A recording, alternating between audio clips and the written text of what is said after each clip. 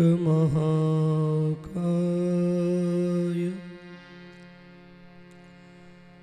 सूर्यकोटि समप्रभ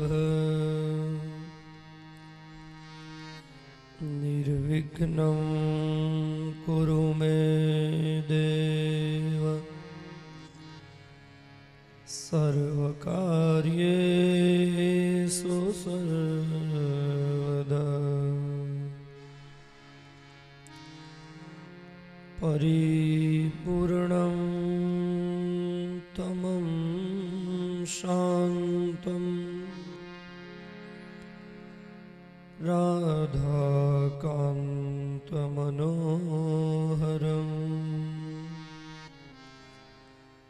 सत्यं ब्रह्मस्वरूपं च नित्यं कृष्णं नमाम्यहम्।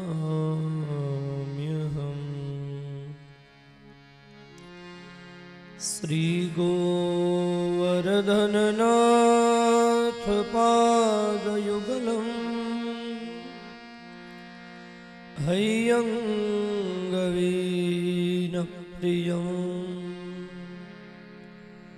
नित्यं श्रीमथुराधिपं सुखकरं श्रीविठ्ठलेशं मुदा श्रीमद्वारवतीश गोकुलपते श्रीगोकुलेन्दुं विभुं श्रीमन्मन्मथमोहनं नटवरं श्रीबालकृष्णं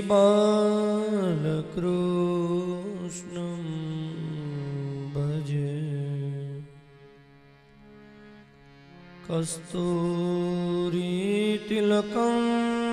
ललाटपटले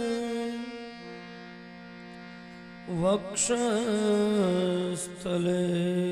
कौस्तुभम्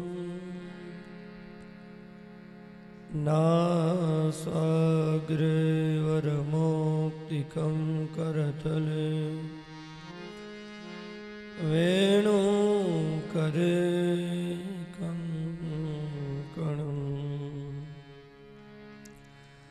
सर्वांगे हरिचंदनं सुललितं कंठे च मुक्तावली गोपस्त्री परिवेष्टितो विजयते गोपालचूडामणि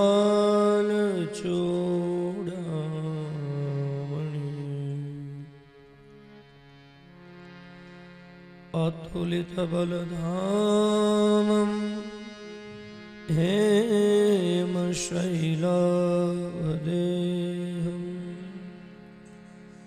दनुजवनकृशानुं ज्ञानिनाम् अग्रगण्यं सकलगुणनिधानं वानराणामधीशं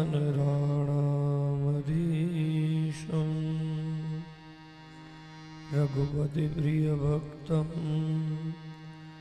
वातजातं नमामि रघुपतिप्रियभक्तं वातजातं नमामि। श्री गोवर्धननाथ की श्री पुराण पुरुषोत्तम भगवान की राम कृष्ण हरि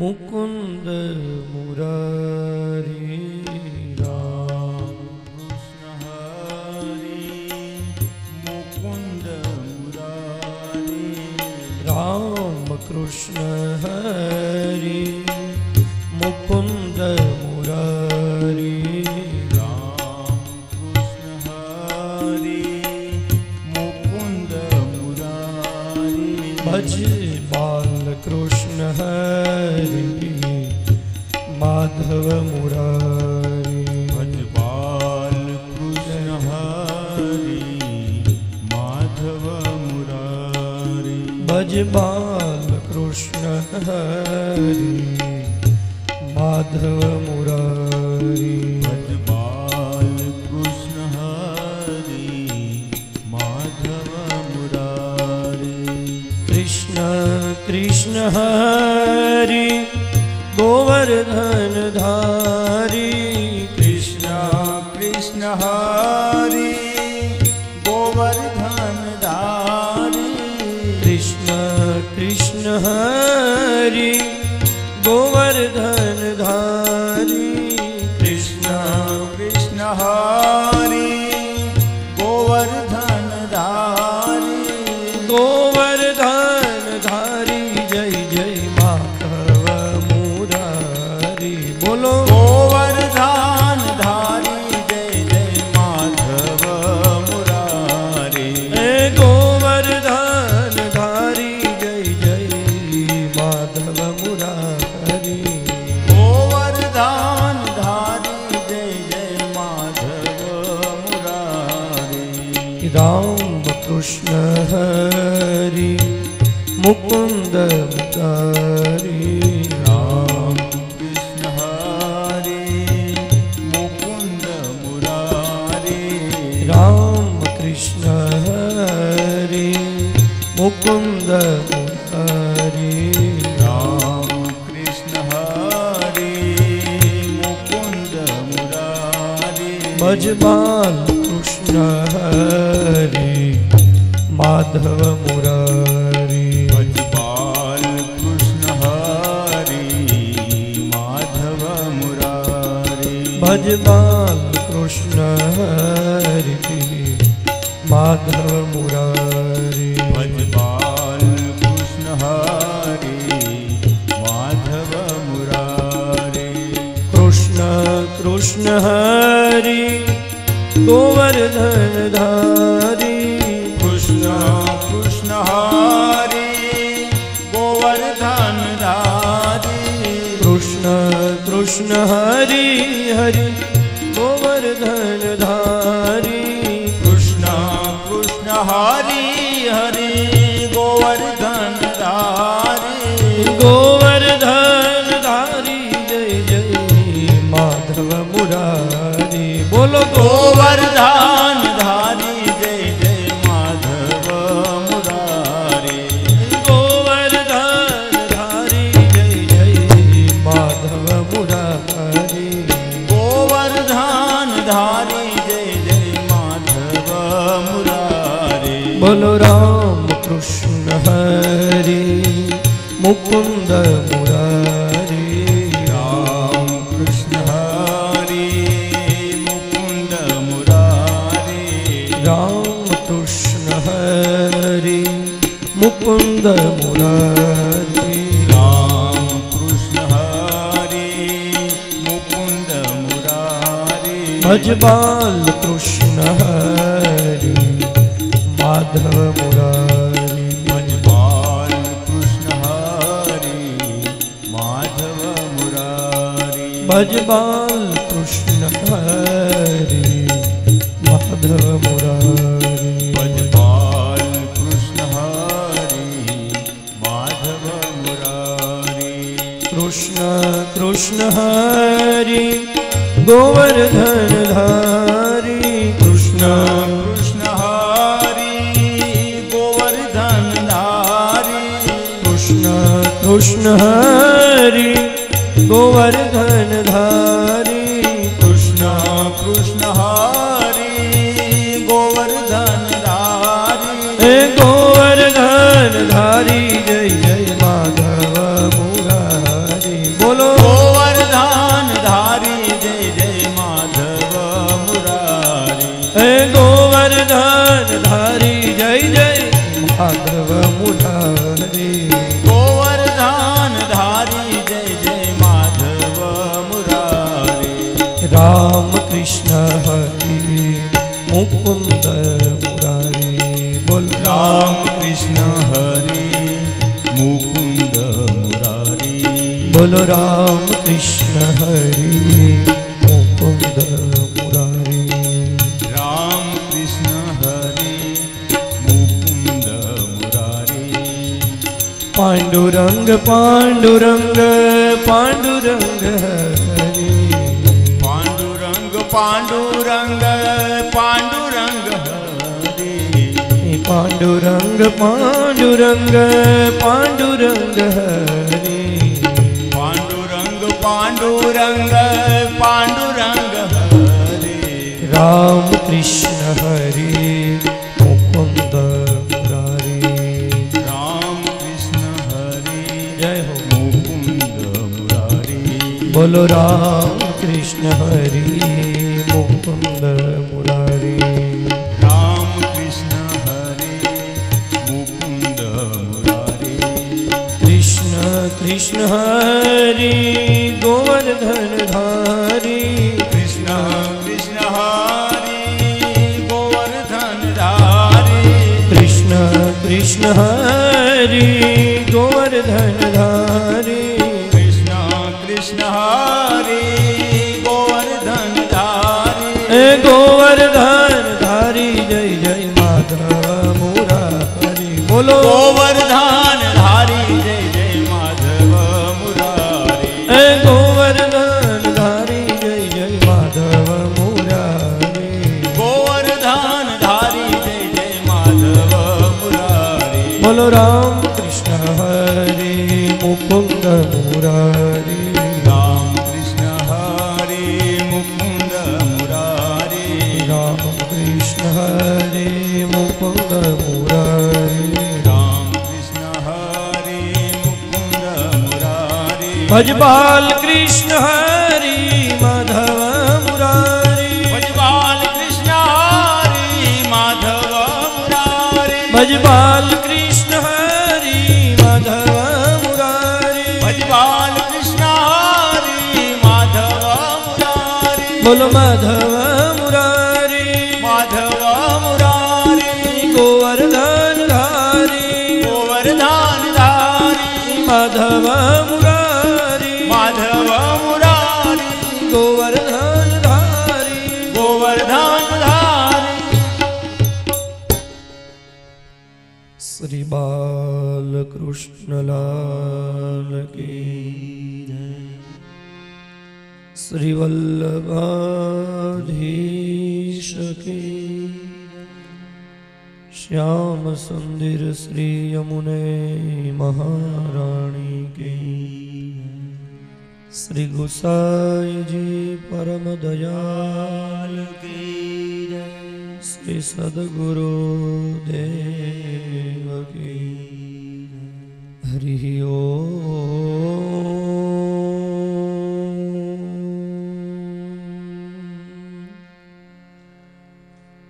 नमः पार्वती पतये हर हर महादेव।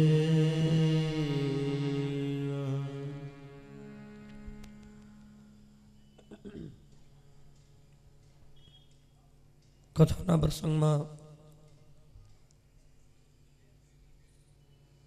પ્રથમ સ્કંદની કથાનું દર્શન આપણે કરી રહ્યા છીએ.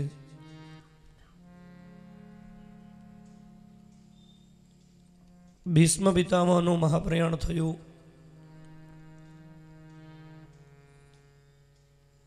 મહારાજા યુધિષ્ઠિર એનું મંગલ શાસન કરાવી અને ભગવાન દ્વારિકાધીશ હસ્તિનાપુર છોડી અને દ્વારિકામાં પધારે છે. અશ્વસ્થામાના બ્રહ્માસ્ત્રથી ભગવાને ઉત્તરાજીના ગર્ભની અંદર જે બાળકની રક્ષા કરી, સાનુકૂળ ગ્રહોએ એ બાળકનો જન્મ થયો. બ્રાહ્મણો દ્વારા એ બાળકના બધા જ ગુણો બતાવી અને એ બાળક એનું પરિણામ પાડવામાં આવ્યું.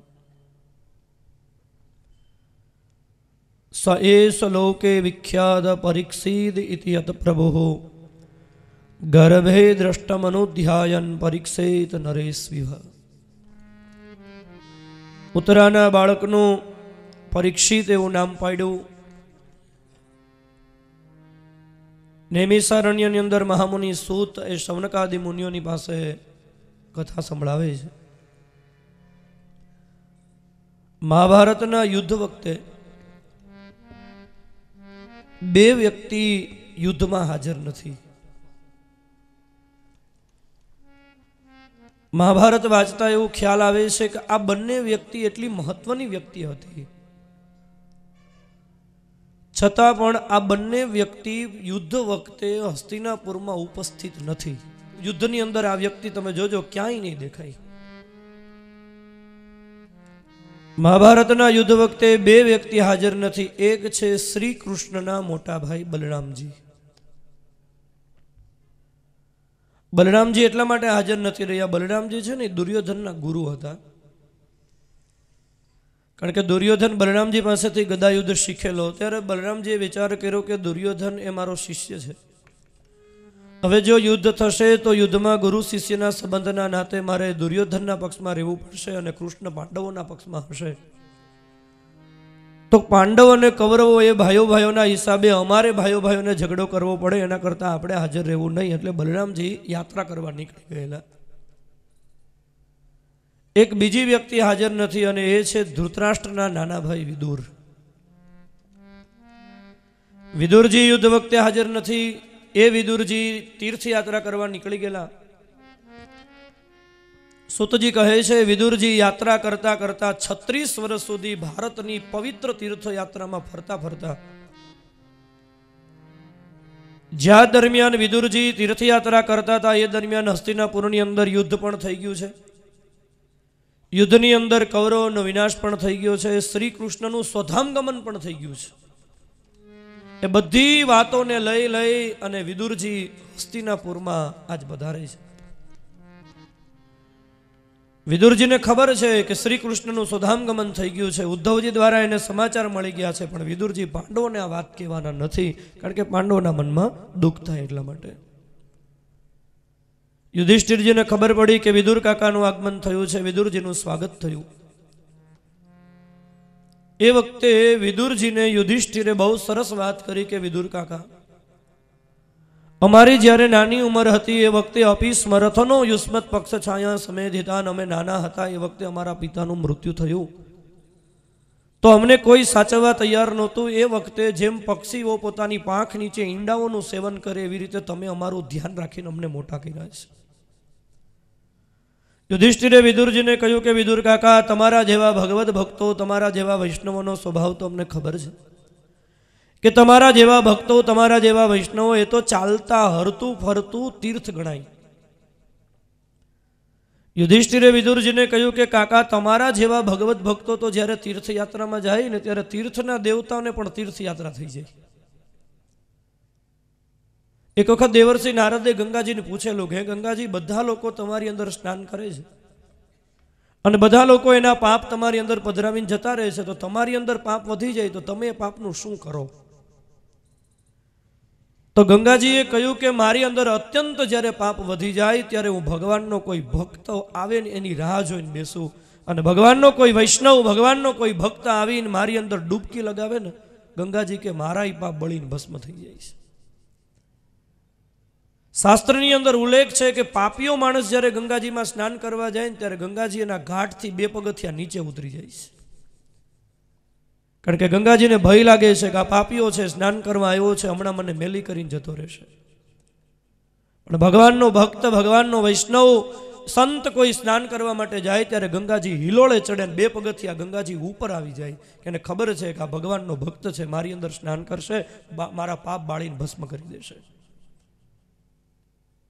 આ તો શાસ્ત્ર સંમત વાત થઈ. લોકવાણીમાં એવું કહેવાય છે કે નારદજીએ ગંગાજીને પૂછ્યું કે ગંગાજી બધા લોકો એના પાપ તમારી અંદર પધરાવી જાય છે, તમે પાપનું શું કરો? ગંગાજી કે હું નથી રાખતી. તો કે હું જવા દઉં દરિયામાં. તો નારદજીએ દરિયાને આવીને પૂછ્યું કે બધા લોકો એના પાપ ગંગાજીમાં પધરાવી દે છે ને ગંગાજી બધા પાપ તમારાની આવવા દે છે, હે દરિયાદેવ તમે એ પાપનું શું કરો? દરિયો કે હું નથી રાખતો. તો કે હું મીઠું બનાવીને બધાને પાછા આપી દઉં છું. હા, એટલે એવી લોકવાણીમાં એવું કહેવાય છે. તો વિદુરજી એણે 36 વર્ષ સુધીની યાત્રા કરી. યુધિષ્ઠિરે વિદુર કાકાની સાથે બધી ચર્ચાઓ કરી. એ વખતે વાત કરતા કરતા વિદુરજીને ખબર પડી કે મોટા ભાઈ ધૃતરાષ્ટ્ર અને ગાંધારીના 100 પુત્રો મૃત્યુ પામ્યા છે, પણ ધૃતરાષ્ટ્ર અને ગાંધારી હજી જીવે છે. વિદુરજીને એટલી બધી દયા આવી ધૃતરાષ્ટ્ર ઉપર કે મોટા ભાઈની આ વાસના, એના 100 પુત્રો મરી ગયા અને છતાંય એને હજી ભગવાનનું ભજન કરવાનું મન નથી થતું. વિદુરજી રાત્રિના સમયે ધૃતરાષ્ટ્ર અને ગાંધારીની પાસે આવે છે. વિદુરજીએ ધૃતરાષ્ટ્રને કહ્યું, મોટા ભાઈ, જીર્યંતી જીર્યંતે કેસા દંતા જીર્યંતી જીર્યતઃ ચક્ષુ શ્રોત્રમ ચ જીર્યંતી તૃષ્ણે કાન તો જીર્યતે. મોટા ભાઈ, તમારા માતાના વાળ સફેદ થઈ ગયા છે, કાને તમને સંભળાતું બંધ થઈ ગયું છે, આંખે દેખાતું નથી, તમારા પગ ઉપરથી તમારો કાબુ વયો ગયો છે. આ અવસ્થાની અંદર હજી તમને વાસના કેમ છોડતી નથી? હવે ઉંમર થઈ, હવે તો ભગવાનનું ભજન કરો. વિદુરજીએ ધૃતરાષ્ટ્રને કહ્યું, મોટા ભાઈ, જે પાંડવોને તમે લાક્ષાગૃહમાં જીવતે જીવતા બાળી નાખવાનો પ્રયત્ન કર્યો અને એ પાંડવોના ઘરમાં તમે રહો છો, તમને મરી જવાનું મન નથી થતું. વિદુરજીએ ધૃતરાષ્ટ્રને કહ્યું, મોટા ભાઈ, જે પાંડવોને તમે ઝેરના લાડવા ખવડાવીને મારી નાખવાનો પ્રયત્ન કર્યો અને એ પાંડવોના ઘરમાં રહીને તમે ખાંડના લાડવા ખાઓ છો, તમને જરાય શરમ નથી થતી? મોટા ભાઈ, જે દ્રૌપદીની ભરસભાની અંદર તમારા દીકરાઓએ મર્યાદાનું ખંડન કરવાનો પ્રયત્ન કર્યો અને એ દ્રૌપદી રસોઈ બનાવે છે અને તમે હસતા હસતા જમો છો, તમને જરાય મરી જવાનું મન નથી થતું? વિદુરજીએ ક્યારે કહ્યું ત્યારે ધૃતરાષ્ટ્રે કહ્યું, વિદુર, પણ મારા ભત્રીજા પાંડવો મને એટલા બધા અમને સાચવે છે કે મારા ભત્રીજા મને બહુ વાલા લાગે છે. વિદુરજીએ કહ્યું, હવે ભત્રીજા વાલા લાગે છે? તે દિવસે લાક્ષાગૃહમાં જીવતે જીવતા બાળી નાખવાતા તેથી વાલા નતા લાગતા?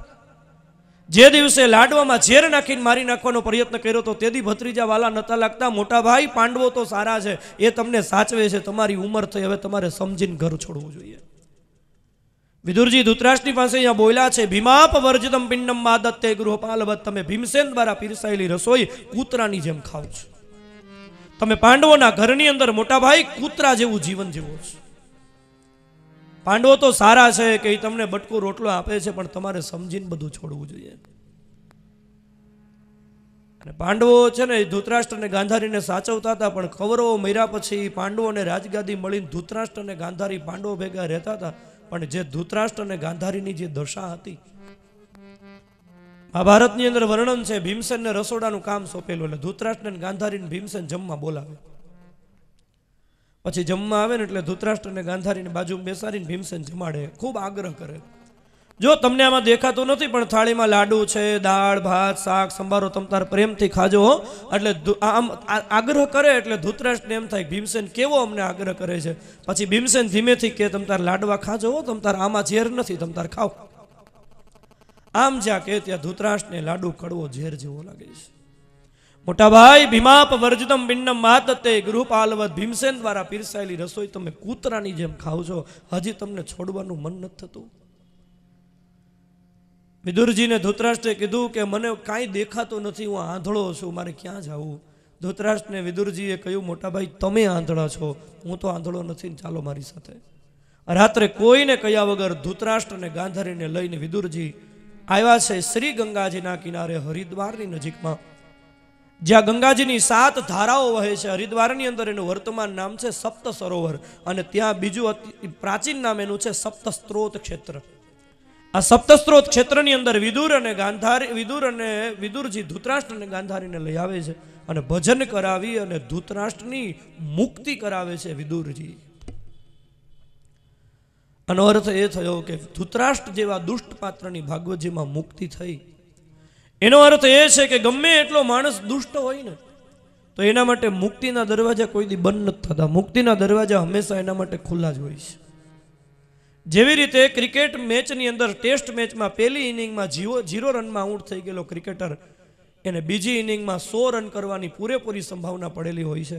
એમ ગમે એટલો પાપી માણસ હોય એના માટે મુક્તિના દરવાજા હંમેશા ખુલ્લા જ હોય છે મૃત્યુ સુધી.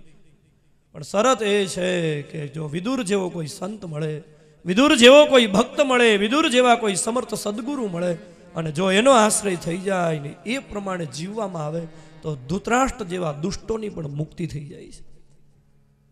ભગવાને ભગવદ્ ગીતાની અંદર કહ્યું છે, અપિચે સુદુરાચારો ભજન્તે મામ અનન્ય ભાગ.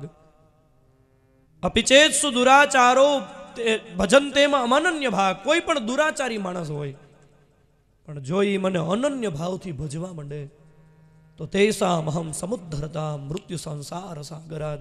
તો એ માણસને હું મૃત્યુથી સંસાર સાગરથી એને તારી દઉં છું. ધૃતરાષ્ટ્ર અને ગાંધારીની કથા એની પાસેથી સમજવાનું એ છે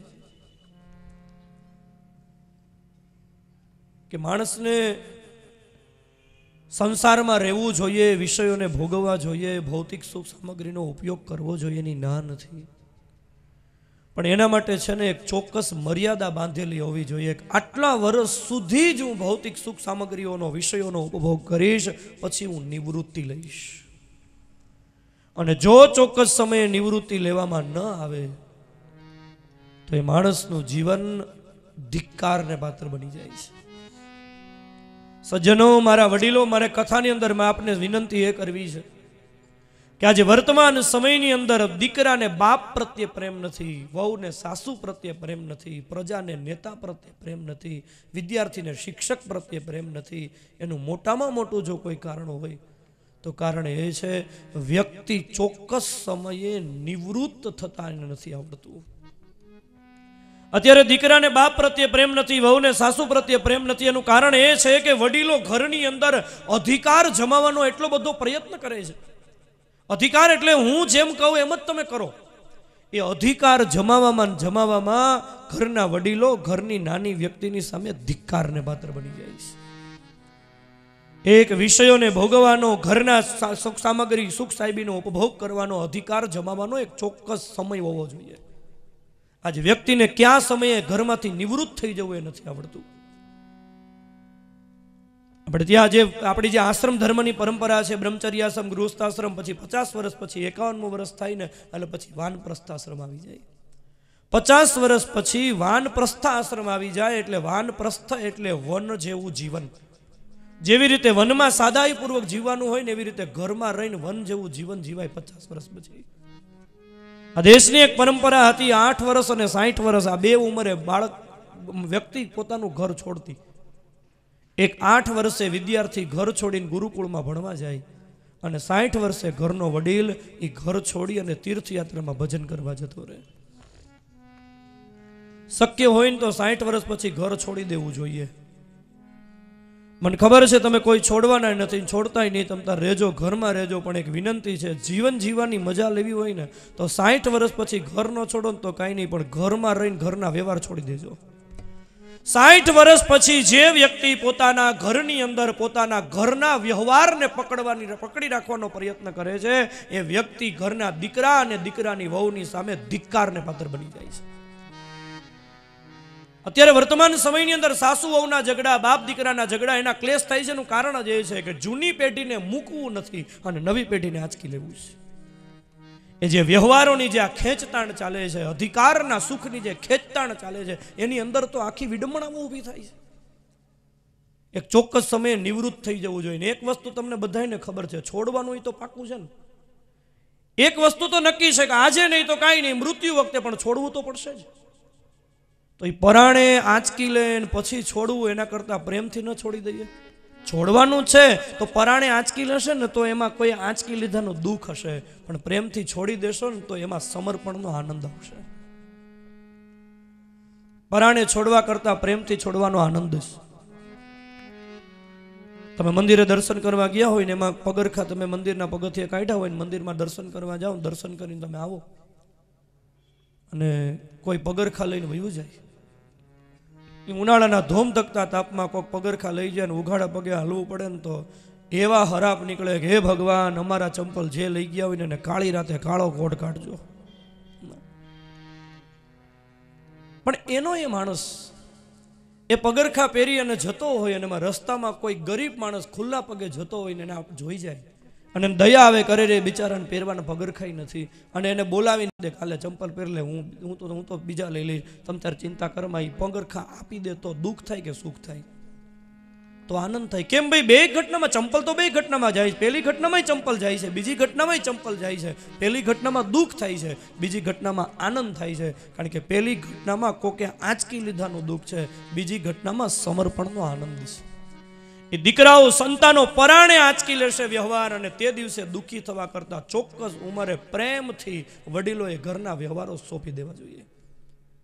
આ વાત કદાચ વડીલોને નહીં ગમે, કડવી લાગશે, પણ પરિણામમાં તમારા માટે મધુર છે. એટલે કહું છું કે આપણે ત્યાં તો દીકરીને જ્યારે આણું વળાવતા હોય ને ત્યારે દીકરી પક્ષના જે પિયર પક્ષના લોકો હોય ને દીકરીની સાસુને એક ફટાણું ગાય, ભંડારાની કૂંચી મારી ફલાણીબાઈને દેજો.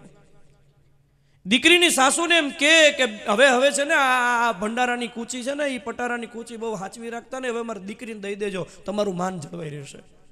એની અંદર સમાજ દર્શન છે અને ખરેખર હોવું જોઈએ. ઘણા લોકો મેં ગામડે ગામડે કથાઓ કરવા જાય ને ઘણા વડીલો ફરિયાદ કરતા હોય, છોકરાઓ એવા થયા, છોકરાઓ હવે અમને પૂછતા નથી. હું તો ઘણા વડીલોને કહું, છોકરા પૂછે કે ન પૂછે એની ચિંતા કરોમાં, હવે આપણને ભગવાન પૂછશે ત્યારે હું જવાબ આપશું ને એની ચિંતા કરો. એક પછી એક સમજ એને છોડવાનું તો નક્કી જ છે, પછી પ્રેમથી ન છોડી દઈએ. શંકરાચાર્ય ભગવાન ચરપટ પંજરિકા સ્તોત્રની અંદર લખે છે, અંગમ ગલિતમ પલિતમ મુન્નમ દસન વિહીનમ જાતમ તુંડમ વૃદ્ધો યાતિ ગૃહિત્વા દંડમ તદપિન મુંચતી આશા પિંડમ ભજ ગોવિંદમ ગોવિંદમ ભજ ભૂટ બતે પ્રાપ્તે સન્નિહિતે મરણે નહીં નહીં રક્ષતિ ડુક્કુઈ કરણે. તારું અંગ ગળી ગયું છે, તારા માથાના વાળ સફેદ થઈ ગયા છે, તારા પગ ઉપરથી તારો કાબુ વયો ગયો છે, લાકડીના ટેકા વગર તું ચાલી શકતો નથી. હે જીવ, હજી તને આશા છોડતી નથી, હજી તને આશા મુકતી નથી. યોગ્ય સમય આવે ને ચોક્કસ સમયે વ્યવહારો સોંપી દેવા જોઈએ. અને એટલા માટે તમે જો આપણે ત્યાં એક પરંપરા છે, આપણા સૌરાષ્ટ્રની અંદર તો ખાસ, એમાં આપણે કાઠિયાવાડમાં ખાસ નવી વહુ ઘરમાં પરણીને આવે ને એટલે સરસ મજાની નાની ભરત ભરેલી થેલી લેતી આવે. એ થેલીનું નામ શું? સાસુ થેલી. એ સાસુ થેલી એટલા માટે છે કે હવે અમે આવી ગયા, આમાં મૂછડી ઘઉં નાખીને કથા બેઠી હોય ત્યાં કથા સાંભળો અને મંદિરે જાઓ, ભગવાનનું ભજન કરો, હવે તમે ચિંતા કરો. એટલા માટે સાસુ થેલી છે. હા, પણ એ સાસુ થેલી તો આપણે સાચવીને મૂકી દેવાની છે. હા, અમે ગામડે ગામડે કથા કરવા જઈએ ને એટલે ઘણી વાર શું છે, એક ધારી કથાઓ હોય. અમે ભાઈ બીજથી કથા શરૂ કરી છે. આ અત્યારે 7મી કથા ચાલે છે. હવે પછી વિરામ લઈને પાછી ઉનાળામાં 10-12 કથાઓનો તો મુહૂર્ત આપી દીધા છે. ઘણા લોકો અમને પૂછે, તમને થાક ન લાગે? તમે કથા એક ધારી વાંચતા હોય, તમને થાક ન લાગે? હું કહું અમને થાક ન લાગે. કેમ? હું કહું એમાં એવું છે કે અમને થાક નથી લાગતો એનું કારણ છે, ગામડે ગામડે કેટલી મારી યુવાન બહેનોના અમને આશીર્વાદ મળે છે. કેમ કેમ અમને ગામડે ગામડે જઈએ ત્યાં કેટલી વહુઓ અમને આશીર્વાદ આપે છે. કેમ, શું આશીર્વાદ આપે છે? અમે જ્યારે કથા કરવા ગામડે ગામડે જઈએ ને એટલે સવારમાં 3 કલાક અને બપોર પછી 3 કલાક વડીલો કથામાં આવે ને એટલે ઘરે બેઠી બેઠી વહુ આશીર્વાદ આપે કે વાહ મહારાજ વાહ, ભગવાન તમારું સારું કરે. ઘરે સાચું છે ખોટું જ કહેજો. એવા શાંતિથી કથા સાંભળતા હોય ને 3-3 કલાક, એટલે એવા ત્યાં બેઠા બેઠા આશીર્વાદ આપે. અને તમે જોજો, સાસુ કથા પૂરી થઈ જાય ને ઘરે જાય ને એટલે વહુ પેલો પ્રશ્ન કરે, બસ આવી ગયા? મહારાજ બહુ ઉતાવળા. મારો કહેવાનો શું રહે છે, એક પ્રેમથી ન છોડી દઈએ, વ્યવહાર છોડી દઈએ, ઘરમાં કેટલું માન જળવાઈ રહેશે. અને પ્રેમથી છોડવામાં સમર્પણનો આનંદ છે. અને છોડવાનું છે એ તો નક્કી છે, કેટલોક સમય બધું પકડી રાખશું. અમે તો ગામડામાં કથા કરવા ગયા હતા, 90 વર્ષના વયોવૃદ્ધ માજી આગળ બેઠા હતા, એકદમ સાવ વયોવૃદ્ધ અવસ્થા હતી. ચાલુ કથા એના દીકરો આવ્યો, મોટા બા પટારાને ચાવી આપો, મહેમાન આવ્યા છે, ચા કરવી છે, ખાંડ પૂરી થઈ ગઈ. બોલો, મને વિચાર આવ્યો કે આ ઉંમરે હજી પટારાની ચાવી છે. એક ચોક્કસ સમય તો હોવો જોઈએ કે નહીં? અને એટલા માટે તો માથાના વાળ સફેદ થઈ જાય એ નિવૃત્તિનું પ્રતીક છે કે હવે માથાના વાળ ધોળા થયા. યુદ્ધ ચાલતું હોય ને, એમાં યુદ્ધની અંદર એક પક્ષેથી ધોળા વાવટા ફરકે ને એટલે સમજી લેવાનું સામો પક્ષ હવે યુદ્ધ કરવા માંગતો નથી. એ ધોળા વાવટા છે એ નિવૃત્તિનું પ્રતીક છે. માથાના વાળ ભગવાન એમને કાળા કાળા રહેવા દેતા શું વાંધો આવે? એ કાળામાં ધોળા કરે ને પછી આપણે ડબલા લઈ આવીને રંગીને પાછા કાળા કરવા. અને એ અઠવાડિયું થાય એટલે આપણે કાઠિયાવાડમાં કહેવત છે, ઉગે અને કોણ પૂગે. હા, અને પછી અડધા કાળા ને અડધા ધોળા ને એવા વિચિત્ર લાગે. હા, હું તો ઘણી વાર કહું કે આ છે ને કાળા વારના આમાં કરવા માટે પીછડા મારવા કરતા છે ને 2 ડબલા લઈને પી જવા. એટલે અંદર કદાચ જો કાળા વાળ ઉગે તો, બાકી તો ઓમ તો નહીં મેળ પડે. શું કામ ભાઈ? સફેદ વાળ થઈ જાય એનું સફેદ વાળ છે નિવૃત્તિનું પ્રતીક છે. તમે જમવા બેઠા હોય ને, સફેદ રંગ છે નિવૃત્તિનું પ્રતીક. જમવા બેઠા હોય, જમવાની અંદર જો જમવામાં માનભોગ પીરસાય, ઢાળો આવે, લાડુ આવે, બધુંય તમને પ્રેમથી પીરસે. એ જમતા જમતા જમતા થાળીની અંદર જ્યારે ભાત પીરસાઈ જાય ને, એટલે સમજી લેવાનું કે હવે હાથ ધોઈને ઊભા થવાનું છે. ભાત આવી ગયા પછી હવે મોહનથાળની આશા રાખવાની નથી. એમ એક વખત આ માથાની થાળીમાં સફેદ વાળરૂપી ભાત પીરસાઈ જાય ને, પછી મોહનથાળની આશા ન રખાય. પછી હાથ ધોઈને ઊભા થવાનું છે, પછી નિવૃત્તિ લેવાની છે. મહારાજા દશરથ આ દેશનો ચક્રવર્તી રાજા એક વખત રાય સુભાય મુકુર કર લીના બદન બિલોકી મુકુટ સમકીના શ્રવણ સમીપ ભયઉસિત કૈસા મનહુ જરઠપન અસ ઉપદેશા. દશરથ મહારાજે કાનની પાસે સફેદ વાળ જોયો, એ જ ક્ષણે નિર્ણય લઈ લીધો કે હવે રાજગાદી મારે ન ભોગવાય, હવે રામને સોંપી દેવી જોઈએ. નહીં સોંપો તો અસ્તિત્વ આંચકી લેશે. ધૃતરાષ્ટ્ર એને વિદુરજીએ સમજાવ્યા, ધૃતરાષ્ટ્ર સમજી ગયો, ધૃતરાષ્ટ્રની મુક્તિ થઈ ગઈ. યુધિષ્ઠિરને ધૃતરાષ્ટ્રના મૃત્યુના સમાચાર મળ્યા. યુધિષ્ઠિર બેઠા બેઠા રડતા હતા. દેવર્ષિ નારદે આવીને યુધિષ્ઠિરને કીધું, ધર્મરાજા કાકા માટે બહુ રોતા નહીં. કાકા જ્યાં ગયા ત્યાં તમારે જવાનું છે, એટલે હવે તમે તમારો વિચાર કરો. મરેલો કોઈ દી પાછો આવે નહીં. જીવે બીજાના માટે ન રડાય, જીવે પોતાના માટે રડાય. કોઈનું મૃત્યુ થઈ જાય ને તો એ કોઈના મૃત્યુની પાછળ એ વ્યક્તિ માટે રડવા કરતા પોતાના માટે રડાય કે આની જે દશા થઈ એ જ દશા એક વખત મારી થવાની છે. નારદજી સંકેત આપીને ગયા. યુધિષ્ઠિરને કીધું, તમારે પણ 6 મહિના પછી આ પૃથ્વી છોડીને જતું રહેવાનું છે. એ વખતે પાંડવો બધા હસ્તિનાપુરની રાજગાદી ભોગવતા હતા, અને એમાં અર્જુનજી દ્વારિકા ગયેલા. શ્રી કૃષ્ણની ખબર પૂછવા ગયેલા અર્જુન એ યુધિષ્ઠિરની પાસે શ્રી કૃષ્ણના સ્વધામ ગમનના સમાચાર લઈને આવે છે. ભગવાન શ્રી કૃષ્ણ આપણને બધાઈને છોડીને જતા રહ્યા. પાંડવોએ નિર્ણય લીધો કે જેના વગર આપણું જીવન ન ચાલે, ભગવાન જો આપણને છોડીને વયા ગયા હોય તો પછી આપણે જીવીને શું કરવું છે. તાત્કાલિક પાંડવોએ પરીક્ષિતને રાજ્ય સોંપી દીધું, અને પાંડવો હિમાલય હાડ ગાળવા માટે થઈ અને નીકળી જાય છે. ઋષિકેશથી પછી સ્વર્ગભૂમિ ચાલુ થાય. ધીમે ધીમે ધીમે ધીમે આગળ જતા જતા રસ્તામાં કેદારનાથ મહાદેવની પાંડવોએ પૂજા કરી. પછી નિર્વાણ પથ ચાલુ થઈ ગયો. જે નિર્વાણ પથ ઉપર કોઈ જઈ ન શકે, બરફ આચ્છાદિત પ્રદેશો છે, ત્યાં પાંડવો જતા રહ્યા. 5 પાંડવો જતા હતા. દ્રૌપદી પેલા બરફમાં ફસાણા. પછી સહદેવ, પછી નકુલ, પછી અર્જુન, પછી ભીમસેન, યુધિષ્ઠિર મહારાજ સદેહે સ્વર્ગની અંદર પ્રવેશ કરી જાય છે. પાંડવોનું સ્વર્ગારોહણ થાય છે. પરીક્ષિતનું મંગલ શાસન ચાલે છે. પરીક્ષિત મહારાજના લગ્ન પોતાના મામા ઉત્તર પ્રજાપતિની દીકરી ઈરાવતીની સાથે થયા છે. ઈરાવતી અને પરીક્ષિતજીને ત્યાં 4 દીકરાઓ થયા છે, ભદ્રસેન, ભીમસેન, શ્રુતસેન અને જન્મેજય.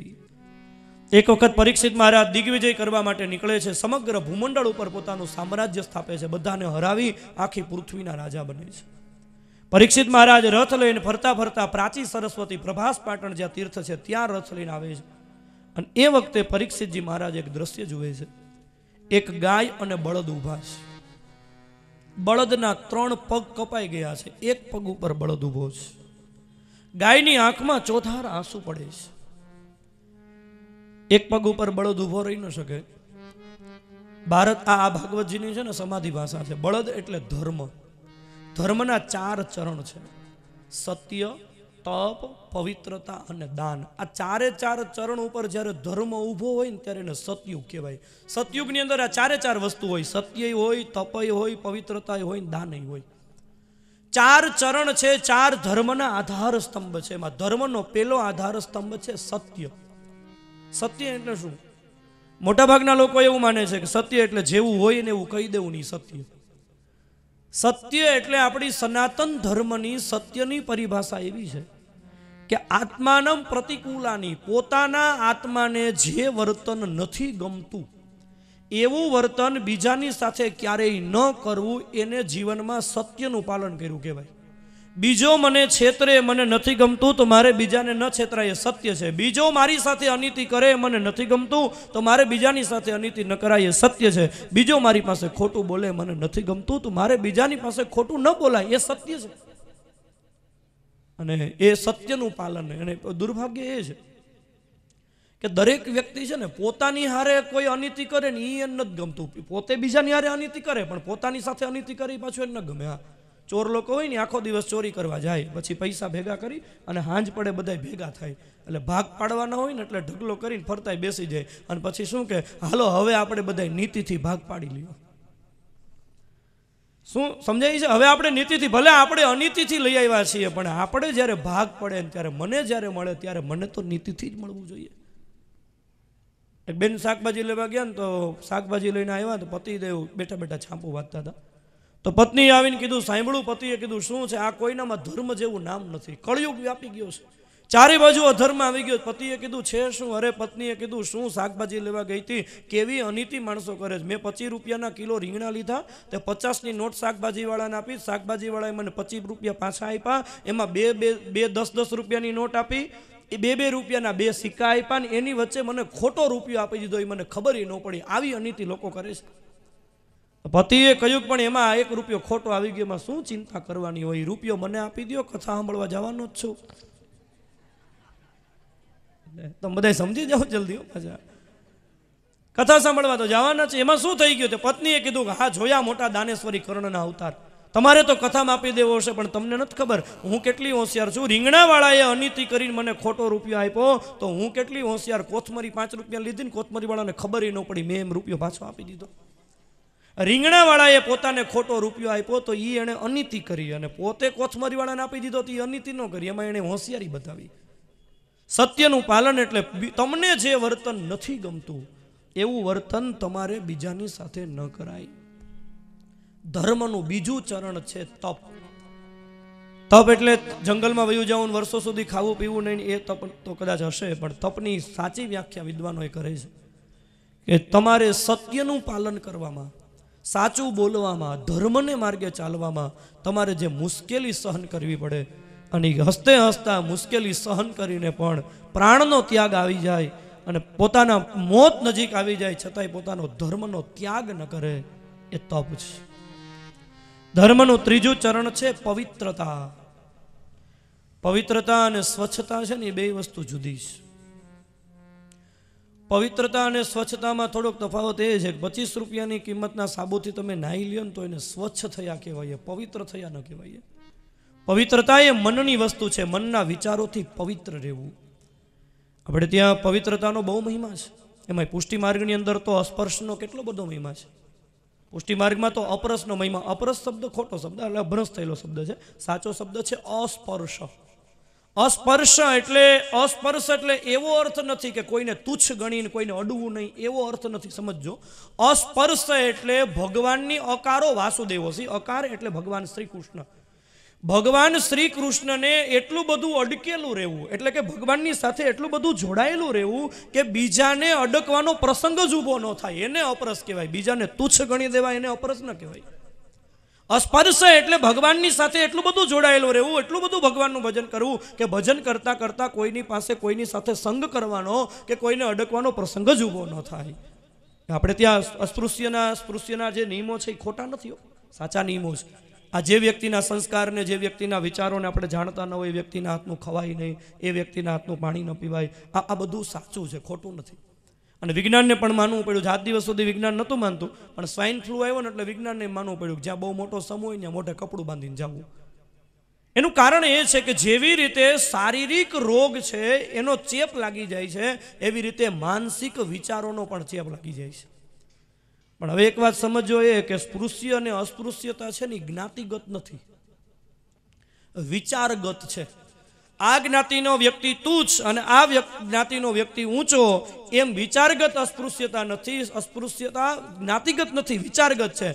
ગમે તે જ્ઞાતિનો હોય, ક્ષુદ્ર હોય, પણ જો એના વિચારો સારા હોય, એ ચમાર હોય, પણ જો રહીદાસ જેવો હોય તો મીરાબાઈ એને ગુરુ બનાવે છે.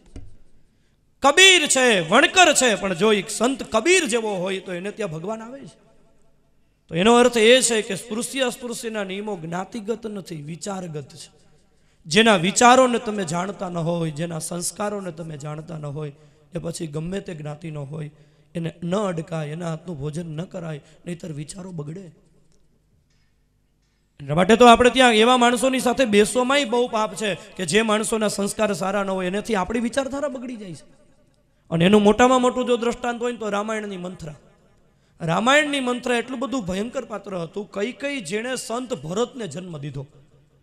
જે દિવસે મંથરા કઈને સમાચાર આપવા આવીને કે મહારાણી કાલ રામ રાજા બનવાના છે, કઈ એમ કીધું મંથરા મને કેટલાય દિવસથી આ ઈચ્છા હતી કે મારો રાઘવ રાજા બને, અને તું મારો રામ રાજા બને એના સમાચાર લઈને આવી છું, ને તારે જે જોઈતું હું તને આપું, બોલ શું આપું. મંથરાએ વિચાર કર્યો કે આ તો બધું ઉલટું બને છે. એટલે મંથરાએ કીધું કે મહારાણી તમે રામને રાજા બનાવવામાં બહુ રાજી હોય ને તો એ તમારી ભૂલ છે. કેમ? ખોટું બોલી. મંથરાએ એમ કીધું કે મહારાણી મેં એવું સાંભળ્યું કે મહારાજા દશરથ અને કૌશલ્યા બે વાતો કરતા હતા, અને મહારાજા દશરથે કૌશલ્યાને એમ કીધું કાલ રામ રાજા બને ને એટલે ભરતને અયોધ્યાનો સેવક બનાવવાનો અને કઈને અયોધ્યાની દાસી બનાવવાની, અને બેય માતા પુત્ર જો સેવા કરવાની ના પાડે ને તો બેયને જેલમાં પૂરી દેવાના. મહારાજા દશરથ કહેતા હતા ની મેં સાંભળ્યું. મંથરા ખોટું બોલી.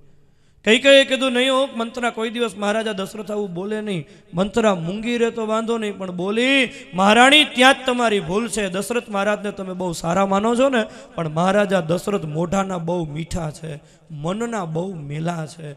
એ પોતાના પતિને મનનો મેલો કીધો ને, કઈથી સહન ન થયું. દોટ મૂકીને મહારાણી કઈ મંથરાના ગલ ઉપર એક થપાટ મારીને ત્યાં મંથરા તો પડી ગઈ, પણ મંથરાના ગાલને કઈના હાથનો સ્પર્શ થયો ને એ જ વખતે કઈની બુદ્ધિ ફરી ગઈ. કઈએ કીધું કે મંથરા તું કહેતી હોય ને તો હવે હું કૂવામાં પડવાય તૈયાર છું, તું જેમ કેમ કરું, બાકી રામને રાજા નહીં બને, હવે રાજા ભરત બનશે. એનો અર્થ એ થયો કે સંત ભરતને જન્મ આપનારી માતા કઈ એને જો મંથરા જેવી દુષ્ટ વ્યક્તિનો સંગ થઈ જતો હોય અને જો એની વિચારધારા બગડી જતી હોય, એટલા માટે તો આ બધા નિયમો છે. અને કથા આવી છે ભેગા કહી દઉં કે રામાયણની અંદર છે ને રાવણ મૈરાની કથા છે. રામાયણની અંદર ઇન્દ્રજીત અને કુંભકર્ણની મૈરાની કથા રામાયણમાં આવે છે. રામાયણમાં મંથરા મૈરાની કથા ક્યાંય આવતી નથી. એટલે એનો અર્થ એ થયો કે હજી જીવે છે. ધ્યાન રાખજો, ક્યારેક આપણા ઘરમાં આવી જાય. હવે પરિચય આ નામ વાત આવી છે ભેગા પરિચય કરાવી દઉં. આવા લોકોથી સાવધાન રહેવું. મંથરાનો પહેલો પરિચય સાસુ અને વહુને બેને મા દીકરી જેવું બનતું હોય ને આનાથી જોવાય નહીં.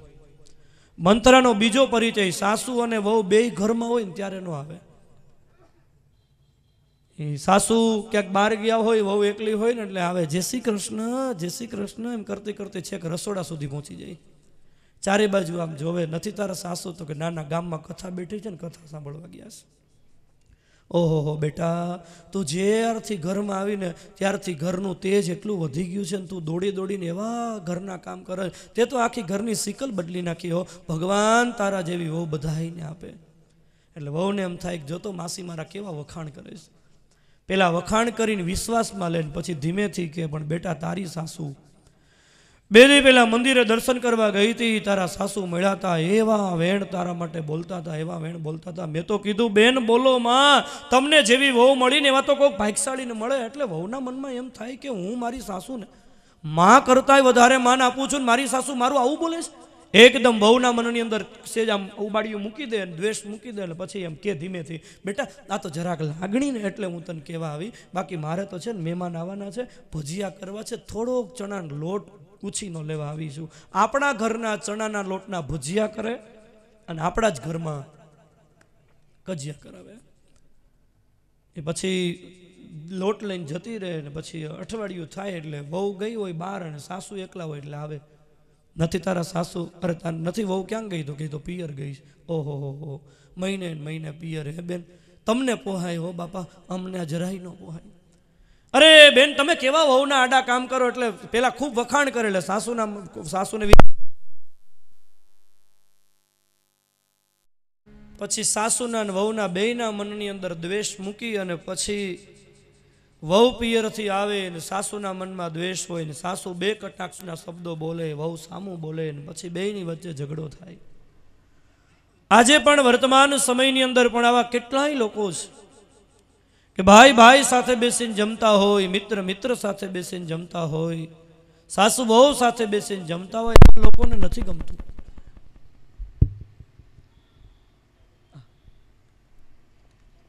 ત્યારે આવા લોકોથી સાવધાન થઈ જવું.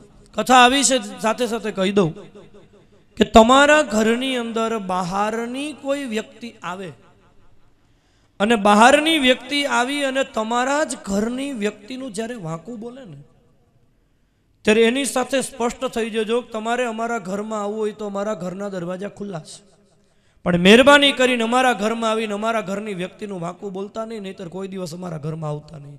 આવા લોકો જ્યાં બોલવાની શરૂઆત કરે ને તરત જ કહી દેવું, ભલે દુઃખ લાગવું હોય તો લાગે, નહીંતર આવા કેટલાય મંત્રા જેવા લોકોએ પંખીના માળા જેવા ઘરને વીખી નાખ્યા છે. ઘણા લોકોનું કામ જ એ હોય છે તો સત્ય, તપ, પવિત્રતા અને દાન 4 ચરણ ઉપર જ્યારે ધર્મ ઉભો રહે ને ત્યારે એને સતયુગ કહેવાય. પછી સત્ય જતું રહે, તપ, પવિત્રતા અને દાન 3 જ ચરણ ઉપર ધર્મ ઉભો હોય ત્યારે એને ત્રેતાયુગ કહેવાય. સત્ય, તપ અને પવિત્રતા ત્રણેય જતું રહે, સત્ય તપ 2 જતું રહે, પવિત્રતા અને દાનના ચરણ ઉપર ધર્મ ઉભો રહે ત્યારે એને દ્વાપર યુગ કહેવાય. પણ સત્ય, તપ અને પવિત્રતા ત્રણેય જતી રહે, માત્ર દાનના ચરણ ઉપર જ્યારે ધર્મ સ્થિર ઉભો રહે ને, સત્ય ન હોય, તપય ન હોય, પવિત્રતા ન હોય, પણ દાન બહુ થતું હોય ને, એ યુગને કલયુગ કહેવાય. કલયુગની અંદર ધર્મનો આધાર જ દાન છે. એટલા માટે તમે જુઓ, વર્તમાન સમયની અંદર આ કળિયુગ ચાલી રહ્યો છે. અત્યારે સત્ય નથી, પવિત્રતા બહુ ઘટી ગઈ છે, ધીમે ધીમે દાન, તપ પણ જતું રહ્યું છે, પણ કળિયુગની અંદર દાન બહુ થાય છે. કોઈ મોટા મોટા મંદિરો બનતા હોય, કોઈ સ્કૂલો બનતી હોય, કોઈ કોલેજો બનતી હોય, હોસ્પિટલો બનતી હોય, ગૌશાળાઓ થતી હોય, સેવાના કાર્યની અંદર લાખો રૂપિયાના દાન લોકો આપે છે, કારણ કે કળિયુગમાં દાનના ચરણ ઉપર ધર્મ ઉભો રહે છે. પરીક્ષિત મહારાજે જ્યારે દિગ્વિજય કરતા કરતા નીકળ્યા પરીક્ષિતજી, અને એ વખતે પરીક્ષિતજીએ જોયું ગાય અને બળદ, ગાય એટલે ધરતી, ધરતી અને ધર્મ બંને રડે છે.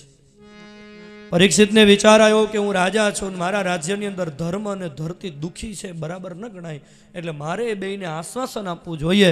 પરીક્ષિતજી જ્યાં ધર્મ અને ધરતીને આશ્વાસન આપવા માટે આવે, ત્યાં એક ભયંકર કાળો ડિબાંગ એક મોટો પુરુષ હાથમાં ખડગ લઈ ધર્મ અને ધરતીને મારવા માટે આવ્યો. પરીક્ષિતજીએ વિચાર કર્યો કે મારા રાજ્યની અંદર ધર્મ અને ધરતીને પીડા આપનારા છે કોણ? એકદમ ક્રોધના આવેગમાં પરીક્ષિતજીએ લીધું ધનુષ્ય હાથમાં.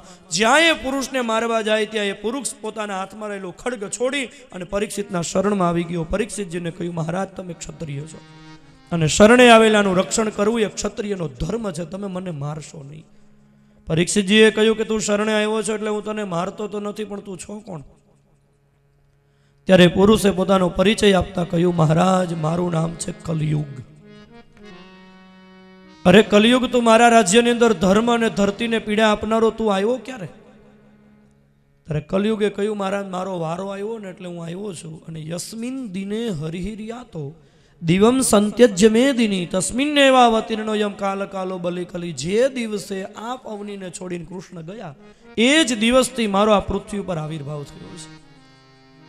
પરીક્ષિતજીએ કહ્યું, કાળા કામ કરનારો અને કાળા કામ કરાવનારો તું કળિયુગ, જલ્દી મારો, તને તું શરણે આવ્યો છે એટલે હું તને મારતો તો નથી, પણ કળિયુગ મને તારા દુર્ગુણોની ખબર છે કે જે રાજાના મનની અંદર તારો પ્રવેશ થઈ જાય ને, એ રાજાના જીવનની અંદર, એ નેતાના જીવનની અંદર 9 દુર્ગુણો આવે. ત્વામ વર્તમાનં નરદેવ દેહે સ્વનું પ્રવૃતો યમધર્મ પૂગ. શ્રી કૃષ્ણ ગોવિંદ હરે મુરારી, હે નાથ નારાયણ વાસુદેવા. લોભોદુતં ચૌર્યમનાર્યમં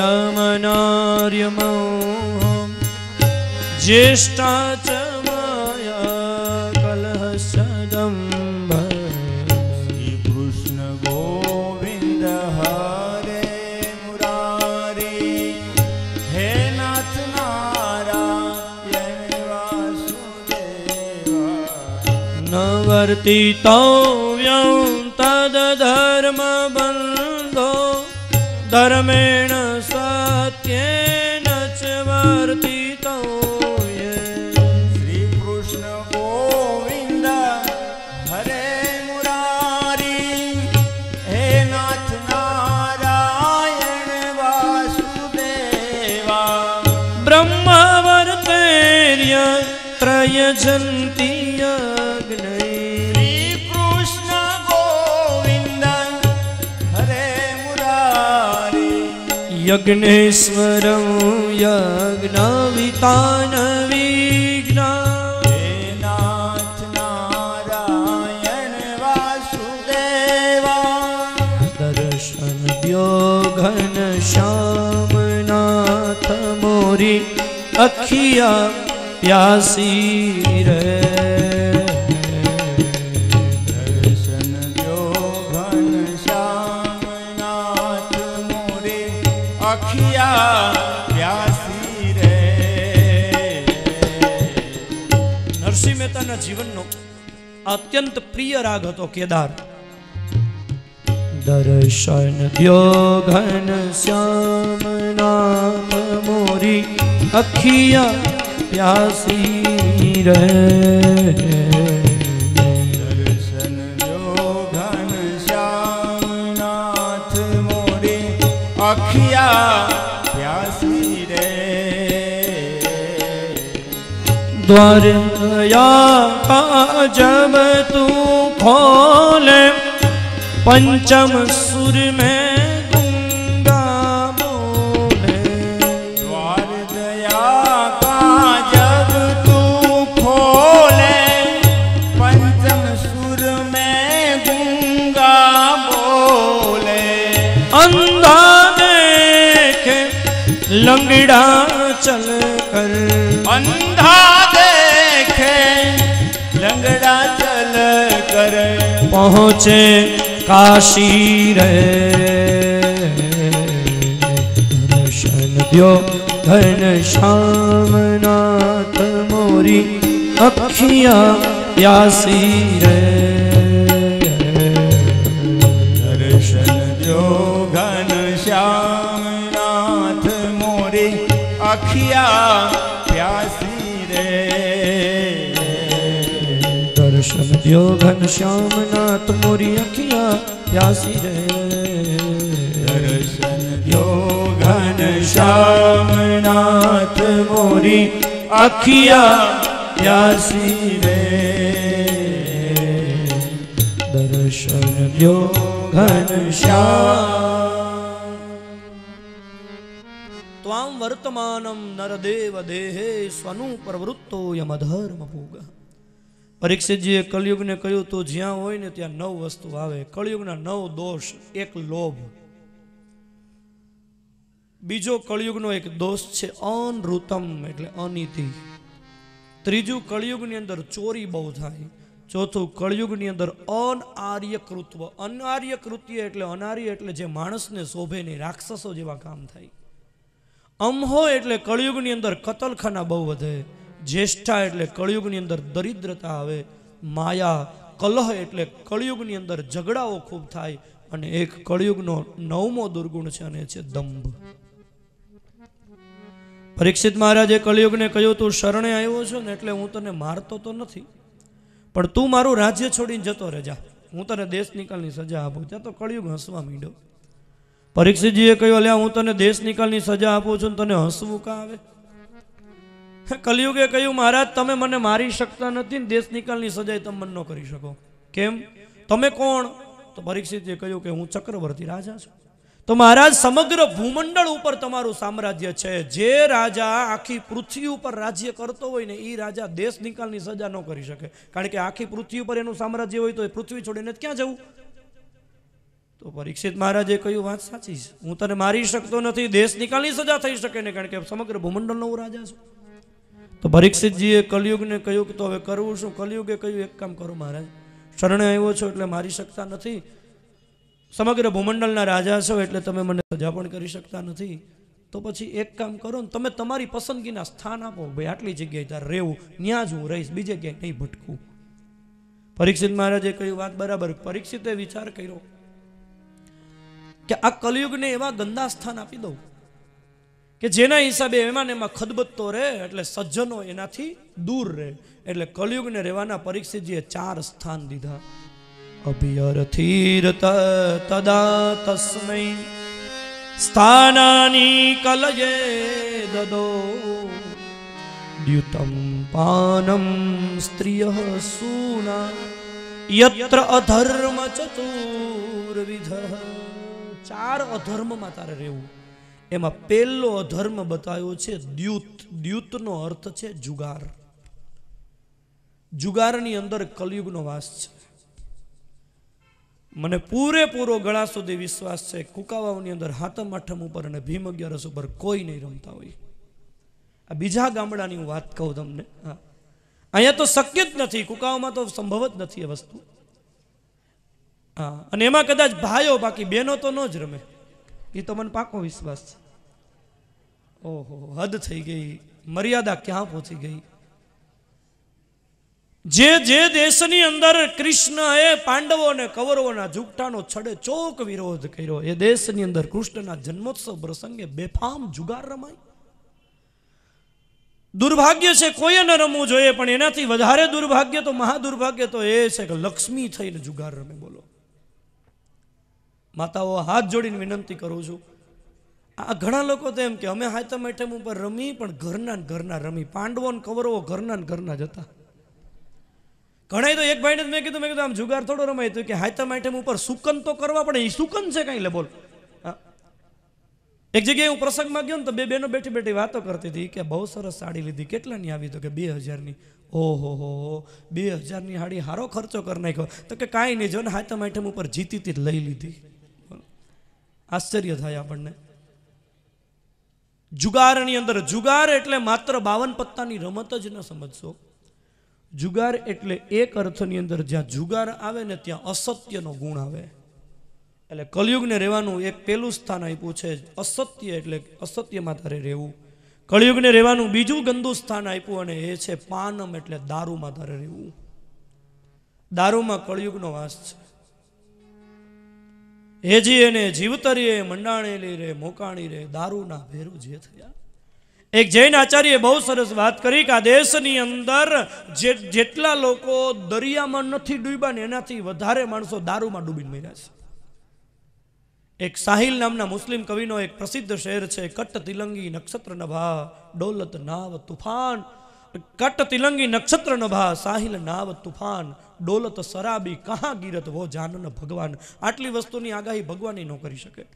એક કટ તિલંગી, કપાયેલી પતંગ ક્યાં જઈને અટકશે? જેવી રીતે કપાયેલી પતંગનું કાંઈ નક્કી નહીં ક્યાં જઈને ઊભી રહે. નાવમાં ફસાયેલું, તુફાનમાં ફસાયેલું નાવ એ ક્યાં જઈને ડૂબશે એની કાંઈ આગાહી ન થઈ શકે. એવી રીતે દારૂ પીધેલો દારૂડિયો એ ક્યાં જઈને પડશે એની શું એની દશા થશે એની આગાહી ન થઈ શકે. દારૂ પીધો હોય ને ત્યારે તો રાજાપાટમાં જ હોય, પછી તો દારૂ ઉતરે ને ત્યારે ખબર પડે ગંઠી વળીને ગટરમાં પડ્યો હોય.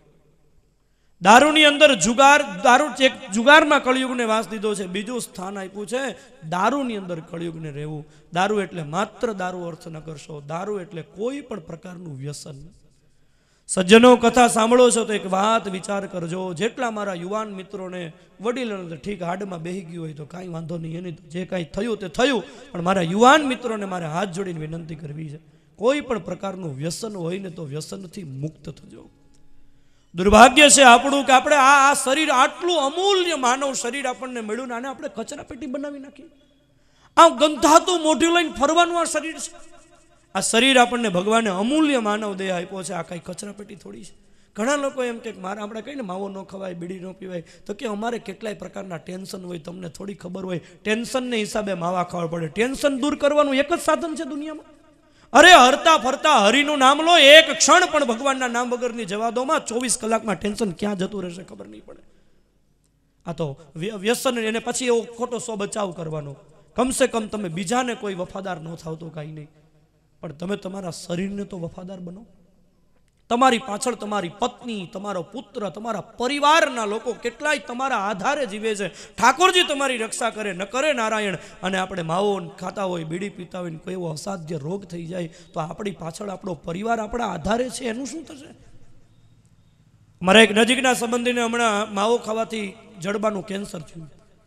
રાજકોટની કેન્સર હોસ્પિટલમાં હું ખબર પૂછવા માટે ગયો. કહેતા હતા ત્યારે નહોતો માનતો, પણ જ્યારે એ રાજકોટની કેન્સર હોસ્પિટલમાં એનું જડબું કાઢી નાખવા માટે ઓપરેશન કરવા માટે થઈને લઈ ગયા હતા ને, ડૉક્ટરે કીધું કે આ બહુ અસાધ્ય રોગ છે, બહુ નક્કી નહીં. 3 વર્ષનો છોકરો ખોળામાં રમતો હતો, બેઠો બેઠો રોતો હતો. મારી આ દશા થઈ. પહેલાં માની ગયો હતો સારું હતો, મને ચિંતા થાય છે કે હું મરી જઈશ તો આ મારો છોકરો ને એની માનું શું થશે. કમસે કમ આપણે બીજાને કોઈને વફાદાર ન થઈએ તો કાંઈ નહીં, આપણા પરિવારને તો વફાદાર બનીએ. અને વ્યસન એ માણસને અધોપતન તરફ લઈ જાય છે. એક વસ્તુ સમજી લો, ઘણા લોકો એમ કહેતા છે કે અમે ધીમે ધીમે મૂકવાનો પ્રયત્ન કરશું, ધીમે ધીમે કોઈ વસ્તુ છૂટે જ નહીં. અરે દ્રઢ સંકલ્પથી એવરેસ્ટના શિખરો જો સર થઈ શકતા હોય તો એક જડ પદાર્થને છોડી દેવામાં ક્યાં મોટી વાત છે. મહાપુરુષો સંસારને તરણાની જેમ છોડી નાખે છે, એક માવો ન છોડી શકીએ આપણે એક વ્યસનને મુક્ત કરી શકીએ. કથા સાંભળો છો તો ધીમે ધીમે નહીં, એક તાકાતથી, એક સંકલ્પની સાથે વ્યસન છોડવાનો પ્રયત્ન કરજો. દ્રઢ સંકલ્પ હશે, ભગવાનની કૃપા હશે, છૂટી જશે, ખબર પણ નહીં પડે. બીજું સ્થાન આપ્યું છે વ્યસન. વ્યસન જ્યાં હોય ને ત્યાં નશો આવે. નશાનો અર્થ છે મદ. એટલે કળિયુગને રહેવાનું બીજું સ્થાન. પહેલું સ્થાન આપ્યું અસત્ય, બીજું સ્થાન આપ્યું મદ, ત્રીજું સ્થાન આપ્યું સ્ત્રીય. કળિયુગની અંદર વ્યભિચારની અંદર જે ધર્મથી વિરુદ્ધ છે એવા શરીરના કામોપભોગ, એની અંદર કળિયુગનો વાસ છે. એક અર્થની અંદર વ્યભિચાર એટલે આસક્તિ, અને ચોથું સ્થાન આપ્યું છે સુના એટલે જીવ હિંસા. કળિયુગની જીવ હિંસાનીમાં કળિયુગ રહે છે, એટલે જ્યાં જીવ હિંસા આવે ત્યાં નિર્દયતા આવે. એટલે 4 સ્થાન મળ્યા: જુગારખાનું, દારૂખાનું, વ્યભિચાર અને કતલખાનું. આ 4 સ્થાન કળિયુગને આપ્યા. ને પરીક્ષિતજીએ 4 સ્થાન આપ્યા ને કળિયુગને વિચાર આવ્યો કે મને આ 4 સ્થાન પરીક્ષિતે આપ્યા છે, પણ મારે તો આ પરીક્ષિત ઉપર આક્રમણ કરવું છે, અને મારે આ રાજા ઉપર આક્રમણ કરવું છે. ને આ રાજા આ 4 સ્થાનમાંથી તે કંઈનું સેવન કરતો નથી, જુગાર રમતો નથી, દારૂ પીતો નથી, વ્યભિચાર કરતો નથી, શિકાર કરવા જતો નથી. તો મારે આ રાજા ઉપર આક્રમણ કરવું હોય તો કઈ રીતે થઈ શકે? એકાદું એવું સ્થાન મળી જાય કે જેના હિસાબે હું પરીક્ષિત ઉપર આક્રમણ કરી શકું. એટલે કલિયુગે હાથ જોડીને પરીક્ષિતને કહ્યું, મહારાજ આ 4 સ્થાન તો તમે મને બહુ ગંદા સ્થાન આપ્યા, એકાદું સારું સ્થાન તો રહેવાનું આપો. મારો પરિવાર બહુ મોટો છે, એકાદો ફ્લેટ વધારે રહેવાનું આપો ને એકાદું મકાન તો દો. ગમે એમ તો ઉત્તરાના પુત્ર છે ને, પરીક્ષિતજીની અંદર ઉદારતા પ્રગટી, દયા આવી ગઈ. 5મું સ્થાન રહેવાનું આપ્યું. તતો પુનશ્ચ યાચમાનાય જાત રૂપમ અદાત પ્રભુ. કળિયુગને રહેવાનું 5મું સ્થાન આપ્યું છે સોનામાં તારે રહેવું. સોનામાં કળિયુગનો વાસ છે. ભાઈઓને તો ઠીક, પણ બહેનોને ખાસ કહી દઉં, કળિયુગના પ્રભાવથી મુક્ત રહેવું હોય ને તો સોનાના ઘરેણા પહેરતા નહીં. સોનાની અંદર કળિયુગનો વાસ છે. કળિયુગના પ્રભાવથી મુક્ત રહેવું હોય તો સોનાના ઘરેણા પહેરતા નહીં. આ કથા પૂરી થાય એટલે અહીંયા પોથી ઉપર ધરી દેજો.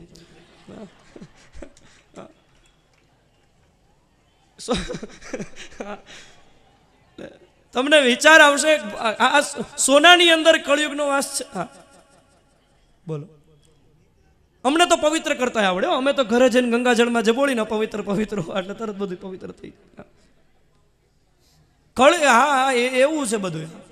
અમારે તો અમે તો બ્રાહ્મણ કહેવાય ને. હા, અમારે તમને એમ કહેવાય કે ટુકડો ત્યાં હરી ઢુકડો, બધાય અંદાન કરજો, અંદાનનો તો બહુ મોટો મહિમા, એમ અમારે તમને કહેવાય. પણ અમારી ઘરે કોઈક લેવા આવે ને એટલે અમે શું કહે, એ આગળ હાલજો બાપા, બ્રાહ્મણના ઘર છે.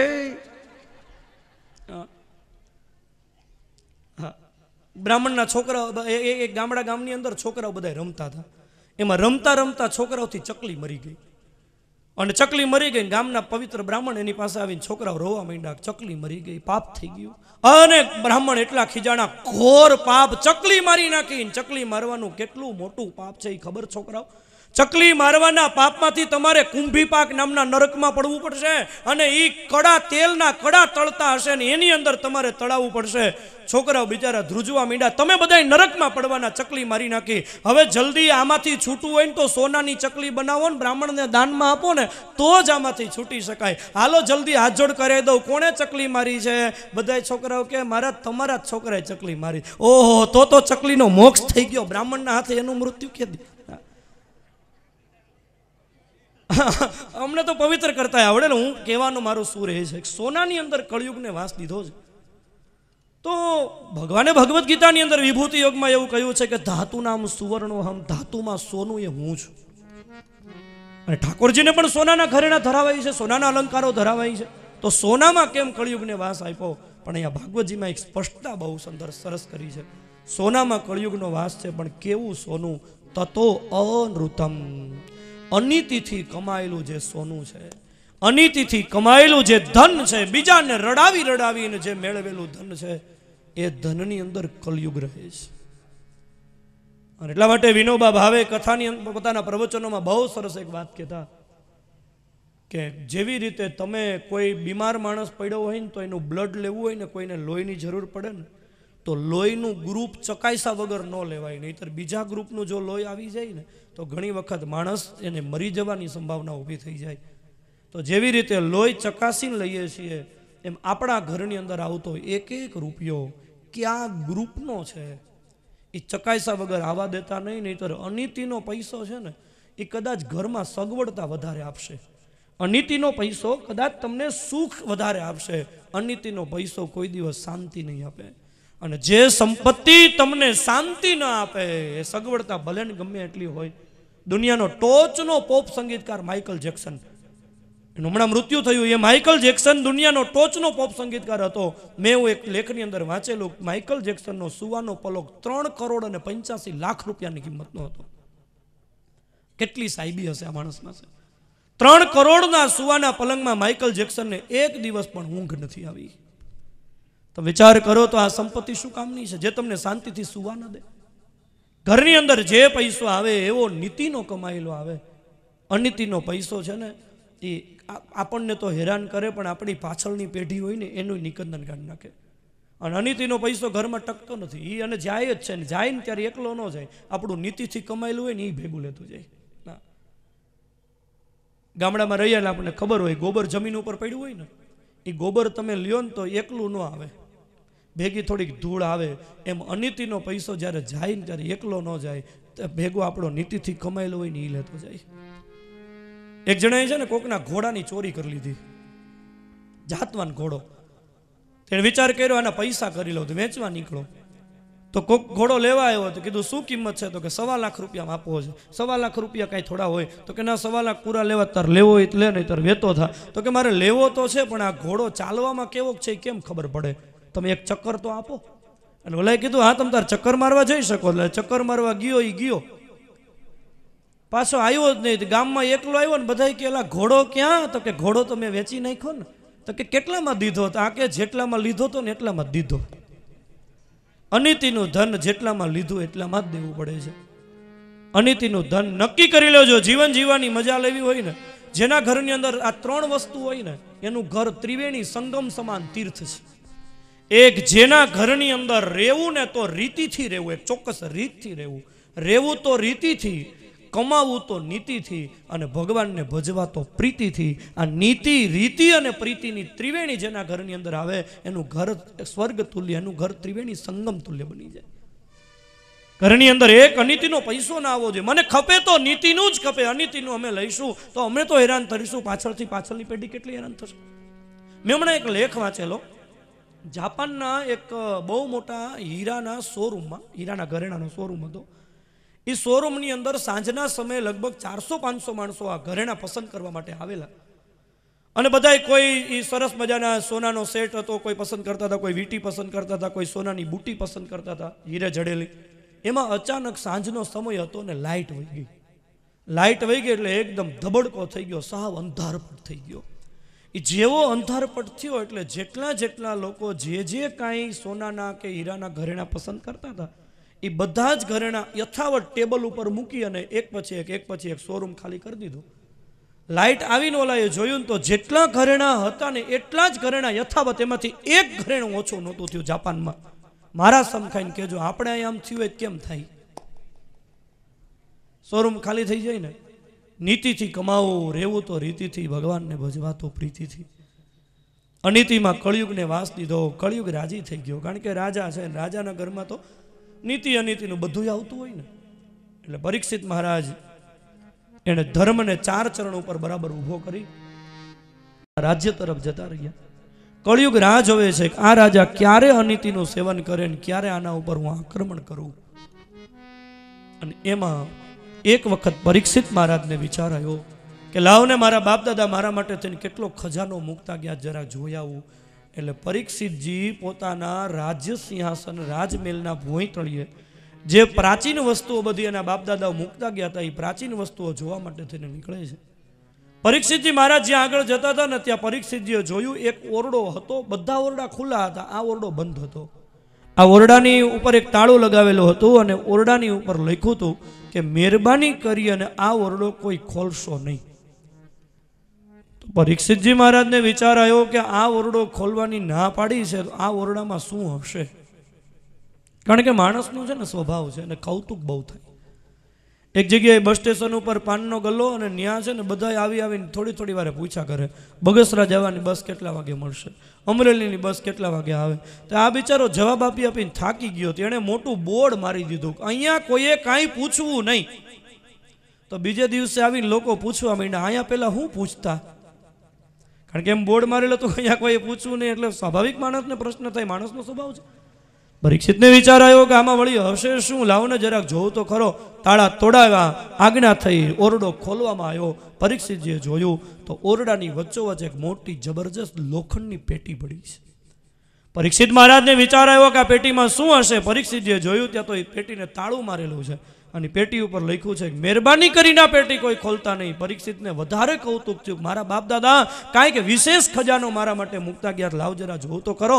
તાળા તોડાવ્યા, આજ્ઞા થઈ, તાળા તોડ્યા. જ્યાં પરીક્ષિતજીએ પેટી ખોલી, પરીક્ષિતજીએ પેટીની અંદર જોયું તો એક બીજી પેટી પડી છે.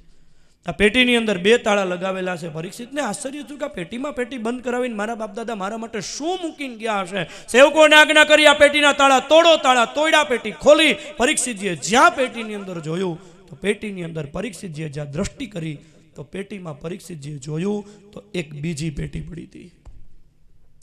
જો ભાગવતમાં આટલી બધી પેટી નથી, પણ મને ખબર છે કે જેમ પરીક્ષિતજીને એમ થાય છે ને કે પેટીમાં શું હશે, એમ તમને બધાને થાય છે કે આ પેટીમાં શું હશે. એટલે વક્તાની કુશળતા એ છે કે શ્રોતાના જિજ્ઞાસાના અગ્નિને એકદમ પ્રજ્વલિત કરી અને પછી એમાં આહુતિ આપવાની બહુ મજા આવે. એટલે પરીક્ષિતજીએ આજ્ઞા કરી તાળા તોડો. જ્યાં પરીક્ષિતજીએ તાળા તોડ્યા અને પરીક્ષિતજીએ જ્યાં પેટીની અંદર જોયું પરીક્ષિતજીએ તો પેટીની અંદર પરીક્ષિતજીની દ્રષ્ટિ ગઈ. પરીક્ષિતજીને ખ્યાલ આવ્યો પેટીની અંદર એક બીજી પેટી પડી છે.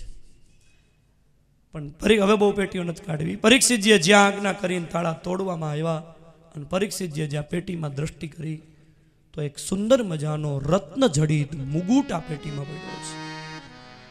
આ મુગુટ અનિતિનો હતો. ભીમસેન અને અર્જુનને લઈ અને ભગવાન શ્રી કૃષ્ણ જ્યારે મગધ દેશમાં જરાસંધને જીતવા ગયા એ વખતે જરાસંધને માર્યો. મગધ દેશના અધિપતિ જરાસંધનો મુગુટ એણે ભીમસેને લઈ લીધો. આ મુગુટ ઉપર અધિકાર નહોતો. યુધિષ્ઠિરે ના પાડી કે આ મુગુટ જવા દો પાછો. જરાસંધના દીકરાનું નામ સહદેવ હતું, આપી દો એને. યુધિષ્ઠિરે આજ્ઞા કરી, ભીમસેન ન માન્યા. સમુદ્રમાં ફેંકાવાનું કહ્યું છતાંય ભીમસેન ન માન્યા. ભીમસેને પેટીમાં પેટી બંધ કરાવીને મુગુટ મુકાવી દીધેલો. આ અનિતિનો મુગુટ છે ને કળિયુગ રાહ જોવે છે કે હમણાં પરીક્ષિત જો આનું સેવન કરે તો હું પરીક્ષિત ઉપર આક્રમણ કરી જાઉં. અને એ જ વખતે પરીક્ષિત મહારાજ એણે પોતાના મસ્તકે રહેલો મુગુટ ઉતારી પેટીમાંનો મુગુટ જ્યાં પોતાના મસ્તક ઉપર ધારણ કર્યો. પરીક્ષિતે અનિતિનું સેવન ચાલુ કર્યું. એટલે જીવનમાં અનિતિ આવે ને એટલે પછી વિચારો બગડે. જે પરીક્ષિત ડગલે ડગલે વિચાર કરતા હતા કે આ ડગલાથી મારાથી જીવ હિંસા ન થાય, આ ડગલાથી જીવ હિંસા ન થાય, એ પરીક્ષિતજીને આજ વિચાર આવ્યો લાવને કોઈ દિવસ શિકાર કરવા નથી ગયો, આજ શિકાર કરી આવું. અનેક શસ્ત્ર સરંજામ લઈને પરીક્ષિતજી શિકાર કરવા માટે થઈને નીકળે છે. એક હરણની પાછળ દોડતા દોડતા પરીક્ષિતજી થાકી ગયા, ભૂખ લાગી, તરસ લાગી. પરીક્ષિતજી ચારે બાજુ પાણી ગોતે છે, જળાશય ક્યાંય જોયું નહીં. એ વખતે પરીક્ષિતજી એક આશ્રમ જોયો. પરીક્ષિતજી જ્યાં આશ્રમની અંદર પ્રવેશ કરે તો આ આશ્રમની અંદર દદર્શમ મુનિમાસીનમ શાંતમ મિલિત લોચનમ, એક શમિક નામના મુનિ આંખ બંધ કરી અને સમાધિમાં બેઠા હતા. પરીક્ષિતજીને વિચાર આવ્યો કે આ ઋષિને મારું સન્માન કરવું પડે ને એટલે આંખ બંધ કરીને ઢોંગ કરતા બેસી ગયા. જો આ કળિયુગનું મોટામાં મોટું લક્ષણ, સન્માન દેવાને બદલે સન્માન લેવાની ઈચ્છા જાગે. પરીક્ષિતજીએ વિચાર કર્યો કે આ ઋષિની સમાધિ ખોટી છે કે સાચી, લાવ જરા પરીક્ષા તો કરું. પરીક્ષિતજીના મસ્તક ઉપર કલયુગ સવાર થઈ ગયો હતો. પરીક્ષા કરવા માટે થઈ અને પરીક્ષિતજીએ બાજુમાંથી એક સર્પ નીકળ્યો, તીરની અણી મારી સર્પને મારી નાખ્યો અને મરેલો સર્પ શમીક મુનિના ગળામાં હાર જેમ પહેરાવે ને એમ ગળામાં સર્પ નાખી અને પરીક્ષિતજીએ જોયું તો ઋષિની તો સમાધિ સાચી હતી, એટલે ઋષિ તો એમને બેસી રહ્યા. પરીક્ષિત મહારાજ એ આશ્રમ છોડીને જતા રહ્યા. અને એ વખતે શમીકનો પુત્ર શૃંગી રમતો રમતો ત્યાં આવે છે અને શૃંગીએ પોતાના પિતાના ગળામાં મરેલો સર્પ જોયો. એને ખબર પડી ગઈ કોક કુલાંગાર પુરુષે મારા પિતાના ગળાની અંદર મરેલો સર્પ નાખીને એની મસ્કરી કરી છે. શમીકનો પુત્ર શૃંગી ગમે એમ તો એ બ્રાહ્મણનો દીકરો છે, એટલો બધો ક્રોધ આવ્યો.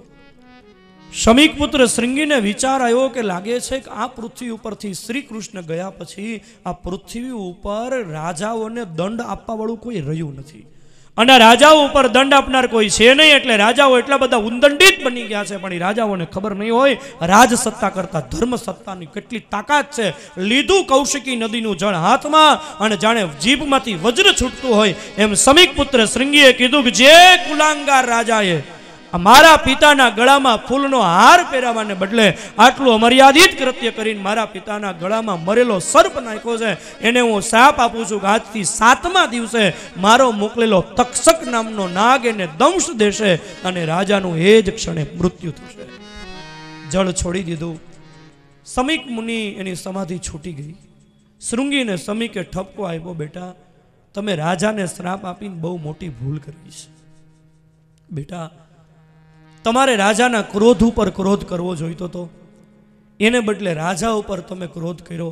ડોક્ટર હોય ને એને દર્દીના દર્દ હારે વેર હોય, દર્દી હારે વેર ન હોય. દર્દી હારે વેર રાખે તો દર્દી મરી જાય. આ રાજા દર્દી હતો, એના જીવનમાં ક્રોધ આવ્યો હતો, તો એના દર્દ ઉપર તમારે વેર કરવો જોઈએ, એને બદલે તમે દર્દીને મારી નાખો. તમે રાજાને શ્રાપ દીધો, બહુ ભૂલ કરી છે. હવે કમસે કમ એને સમાચાર તો આપો. અને એ જ વખતે ગૌર નામના એક ઋષિ 2 શિષ્યોની સાથે પરીક્ષિતજીને સમાચાર આપવા આવે છે. પરીક્ષિતજીને કહે છે કે તમને ઋષિના બાળકનો શ્રાપ થયો છે કે આજથી 7મા દિવસે તમને તક્ષક નામનો નાગ દંશ દેવાનો છે અને તમારું મૃત્યુ થવાનું છે. પરીક્ષિતજીને આ શ્રાપના સમાચાર મળ્યા ને ત્યાં તો પરીક્ષિતજી આનંદિત થઈ ગયા. વાહ પ્રભુ વાહ, મારા ઉપર આપની એવી કૃપા છે. આજ એક વખત પાપ કર્યું, છૂટી ગયો હોત તો બીજી વખત પાપ કરત. આજની આ સજા મળી ગઈ, મારા ઉપર તમારી કેવી કૃપા છે. હે ભગવાન, આ મને ઋષિના બાળકનો શ્રાપ નથી, આ ઋષિના બાળકનો મને આશીર્વાદ મળ્યો છે. કારણ કે પરીક્ષિતજીને આશીર્વાદ દેખાડો એટલા માટે પરીક્ષિતે વિચાર એ કર્યો કે આ દુનિયાના અબજો માણસોમાં બધાને એ ખબર છે કેટલા દિવસો બચ્યા, કેટલા વીતા એની બધાને ખબર છે, પણ કેટલા દિવસો બચ્યા એની કોઈને નથી ખબર. હું કેટલો ભાગ્યશાળી કે મને કમસે કમ મારી પાસે 7 દિવસ જીવવાના બચ્યા એની મને ખબર તો પડી ગઈ. હકીકતમાં તમે જુઓ ને તો આ શ્રાપ નથી, આશીર્વાદ છે. મૃત્યુના સમાચાર મળી જાય ને શ્રાપ ન કહેવાય, આશીર્વાદ કહેવાય. કારણ કે બહુ મોટી પેઢી હોય કરોડાધિપતિ માણસની, એમાં ઇન્કમ ટેક્સની રેડ પડવાની હોય ને, જો કે એ લોકો સમાચાર આપે જ નહીં, પણ કદાચ સમાચાર આપે બુધવાર બપોર 12 વાગે અમે તમારે ત્યાં રેડ પાડવા આવવાના છીએ, તો એ શ્રાપ ન કહેવાય, આશીર્વાદ કહેવાય. કે ભલે ઇન્કમ ટેક્સની રેડ પડવાની પણ અગાઉથી સમાચાર તો મળી ગયા એટલે ગોઠવણ કરવાની ખબર પડે. હકીકતમાં એ શ્રાપ ન કહેવાય. હજી કદાચ ન સમજાતું હોય તેનાથી સરળ ભાષામાં સમજાવું. અમુક ગામડાઓમાં છે ને, કુકાવાવ સિવાય અમુક ગામડાઓની અંદર લંગર નાખે, લંગર. જો કે તમને પાછી લંગરમાં ખબર નહીં પડે. ખબર છે લંગર એટલે શું? ખબર છે ને? તો વાંધો. લંગર એટલે છે ને આમ લંગર નાખે. એ લંગર નાખ્યા હોય અને એમાં ઇલેક્ટ્રિસિટી બોર્ડની સ્કોડ આવવાની હોય તો એ ખબર તો પડે ને, સમાચાર આપે નહીં, પણ કદાચ અગાઉ ખબર પડી જાય કે ઇલેક્ટ્રિસિટી બોર્ડની ગાડીઓ આવે છે, તો એ શ્રાપ કહેવાય કે આશીર્વાદ કહેવાય? એ આશીર્વાદ જ કહેવાય ને. ગોઠવણી કરવાની ખબર પડી જાય. એમ પરીક્ષિતને શ્રાપ નથી, આ આશીર્વાદ છે કે 7 દિવસ મારી પાસે બચ્યા, એની મૃત્યુની મને ખબર તો પડી ગઈ. અને પરીક્ષિતે વિચાર કર્યો કે જો મૃત્યુની ખબર પડી અને હવે જો મારા જીવનનો ઉદ્ધાર કરવા માટે હું મારા મૃત્યુની તૈયારી ન કરી લઉં ને તો મારાથી દુર્ભાગી બીજું કોણ હોઈ શકે. અને એટલા માટે પરીક્ષિતજીએ નક્કી કરી લીધું, પોતાના જ્યેષ્ઠ અને શ્રેષ્ઠ પુત્ર જન્મે જઈ એને રાજ્યગાદી સોંપીને પરીક્ષિતજી એને વલ્કલ વસ્ત્રો ધારણ કરી અને પરીક્ષિતજી ગંગાના કિનારે પોતાના મૃત્યુની તૈયારી કરવા આવી ગયા છે. આ કથાની પાસેથી આપણને શીખવાનું એ મળે છે કે પરીક્ષિતજીને તો ખબર હતી કે 7 દિવસ પછી મારું મૃત્યુ છે. આપણને તો 7 દિવસ નહીં 7 કલાકની પણ ખબર નથી કે 7 કલાક પછી શું થવાનું છે. અને તક્ષક છે ને, તક્ષક બધાને કરડવાનો છે. તક્ષક શબ્દ એ સંસ્કૃતના તક્ષ ધાતુ ઉપરથી આવેલો શબ્દ છે. તક્ષ શબ્દનો અર્થ છે કાપવું. તક્ષક શબ્દ છે એજન્ટ નાઉન છે. તક્ષક એટલે કાપનાર. ઇંગ્લિશમાં ER લાગે ને, ડ્રાઈવ એટલે ચલાવવું, પણ ડ્રાઈવર પાછળ ER લાગે ને એટલે એ કરતા થઈ જાય. ઇંગ્લિશ વ્યાકરણની ગ્રામરની અંદર એક પછી એજન્ટ નાઉન થઈ જાય. ડ્રાઈવ એટલે ચલાવવું, પણ ડ્રાઈવર એટલે ચલાવનાર. એમ સંસ્કૃતની અંદર પાછળ ક લાગે ને એટલે એજન્ટ નાઉન થઈ જાય. તક્ષ એટલે કાપવું, તક્ષક એટલે કાપનાર. તો પરીક્ષિતજીને તક્ષક દંશ દેવાનો હતો, એનો અર્થ આપણને તક્ષક દંશ દેવાનો છે. આપણને પણ 7 દિવસમાંથી કાપનાર એટલે કોણ? મહાકાળ બેઠો બેઠો આપણા આયુષ્યને કાપે છે. આપણને એમ લાગે છે કે દિવસે દિવસે આપણે મોટા થતા જઈએ છીએ, પણ હકીકતમાં મહાકાળ બેઠો બેઠો આપણા આયુષ્યને કાપે છે. આપણે આયુષ્યમાં ઓછા થતા જઈએ છીએ. શંકરાચાર્ય ભગવાન લખે છે, આયુર નશ્યતિ પશ્યતામ પ્રતિદિનમ યાતિ ક્ષયમ યૌવનમ પ્રત્યાયાંતિ ગતા પુનર્ન દિવસા કાલો જગત ભક્ષક લક્ષ્મી સ્તોય તરંગ ભંગ ચપલા વિદ્યુચ્ચલમ જીવિતમ તસ્માન મામ શરણાગતમ શરણદઃ ત્વમ રક્ષ રક્ષાધુના. આયુર નશ્યતિ પશ્યતામ પ્રતિદિનમ, દિવસે દિવસે આયુષ્ય નાશ પામે છે. અને યાતિ ક્ષયમ યૌવનમ, ધીમે ધીમે બાળપણમાંથી યુવાન, યુવાનમાંથી ઘરડા થઈ જઈએ છે. અને એ વખતે જેવી રીતે પાણીની અંજલી ભરેલી હોય અને એમાંથી ટીપું ટીપું ટીપું પાણી પડતા પડતા જેમ અંજલી ખાલી થઈ જાય ને, એવી રીતે આયુષ્ય પૂરું થઈ જાય છે. પરીક્ષિત જેમ તૈયારી કરીને એમ ક્યારેક તૈયારી કરતી રહેવી કે 7 દિવસ પછી મને તક્ષક દંશ દેશે, 7 વારમાંથી ગમે એક વારે મને મૃત્યુ આવીને દંશ દેશે, તો મેં કઈ તૈયારી કરી? ક્યારેક શાંત ચિત્તે વિચારજો. ગમે એટલો આ કાયામાંથી હંસને બચાવવાનો પ્રયત્ન કરશો, નહીં બચી શકાય. આખી જિંદગી રાત દિવસ મહેનત કરીને જેટલા પૈસા ભેગા કર્યા હશે, એ 70-80 વર્ષે જ્યારે યમરાજા લેવા આવશે અને ત્યારે એમ કહેશે કે હાલો હવે જવાનું છે, અને ત્યારે તમે એમ કહેશો કે હું 70 વર્ષ સુધી જેટલા પૈસા કમાણો ની બધાય તમને આપી દઉં, 1 કલાક વધારે જીવવાની આપો. 1 કલાક નહીં, 1 મિનિટ પણ જીવવાની નહીં મળે. સંસારમાં રહેજો એનો વાંધો નથી, પણ મોટી યાત્રામાં જવાનું છે ને એની તૈયારી ક્યારેક ક્યારેક કરતી રહેવી. કારણ આ કાયામાંથી હંસલો રે ઓચિંતાનો ઉડી જાશે. આ કાયામાંથી હંસલો રે ઓચિંતાનો ઉડી જાશે. ઓચિંતાનો ઉડી જાશે. અગાઉ ટપાલ નહીં આપે કે હું આવું છું. અચાનક સ્કૂટર ચાલુ હશે અને હંસલો ઉડી જશે, હૃદય બંધ થઈ જશે. બીડી ચાલુ હશે, હૃદય બંધ થઈ જશે. સુતા હશું, સવારે જાગશું જ નહીં. ક્યારે કાળ આવી જાય ખબર નહીં પડે. એ કોણ જાણી શકે કાળને રે, કાલે કેવું વાણું વાશે. કોણ જાણી શકે કાળને રે, કાલે કેવું વાણું વાશે. એ કોણ જાણી શકે કાળને રે, કાલે કેવું વાણું વાશે. કોણ જાણી શકે કાળને રે, કાલે કેવું વાણું વાશે. તારા મોટા મોટા બંગલા રે, મોટર ને ગાડી વાળી. તારા મોટા મોટા બંગલા રે, મોટર ને ગાડી વાળી. તારા મોટા મોટા બંગલા રે, મોટર ને ગાડી વાળી. તારા મોટા મોટા બંગલા રે, મોટર ને ગાડી વાળી. એ તારી માયા મૂડી, તારી માયા મૂડી મેલીને ખાલી હાથે હાયલો જાશે. તારી માયા મૂડી મેલીને ખાલી હાથે હાલો જાશે. આ કાયામાંથી હંસલો રે ઓચિંતાનો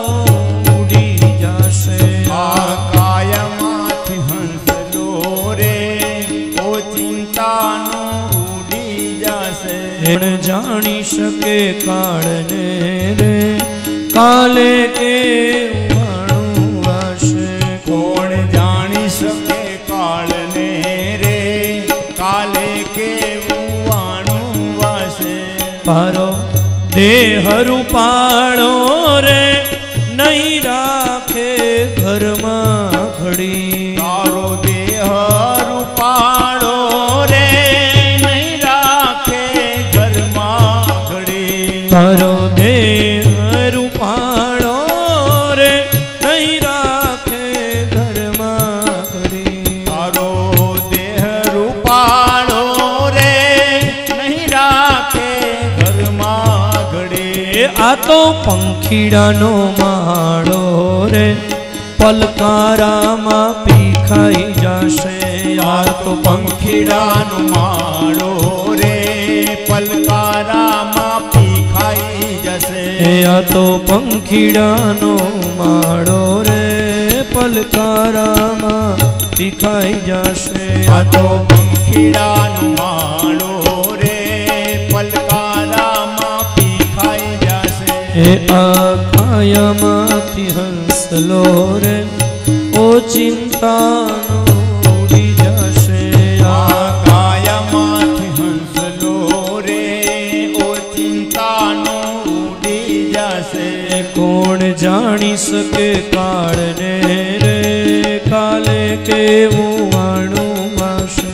કોણ જાણી શકે કાળને રે કાલે કેવું વાણું વાસે. કાલે કેવું વાણું વાશે. કાલે કેવું વાણું વાસે. પલકારામાં પીખાઈ જશે. પલકારામાં પીખાઈ જશે.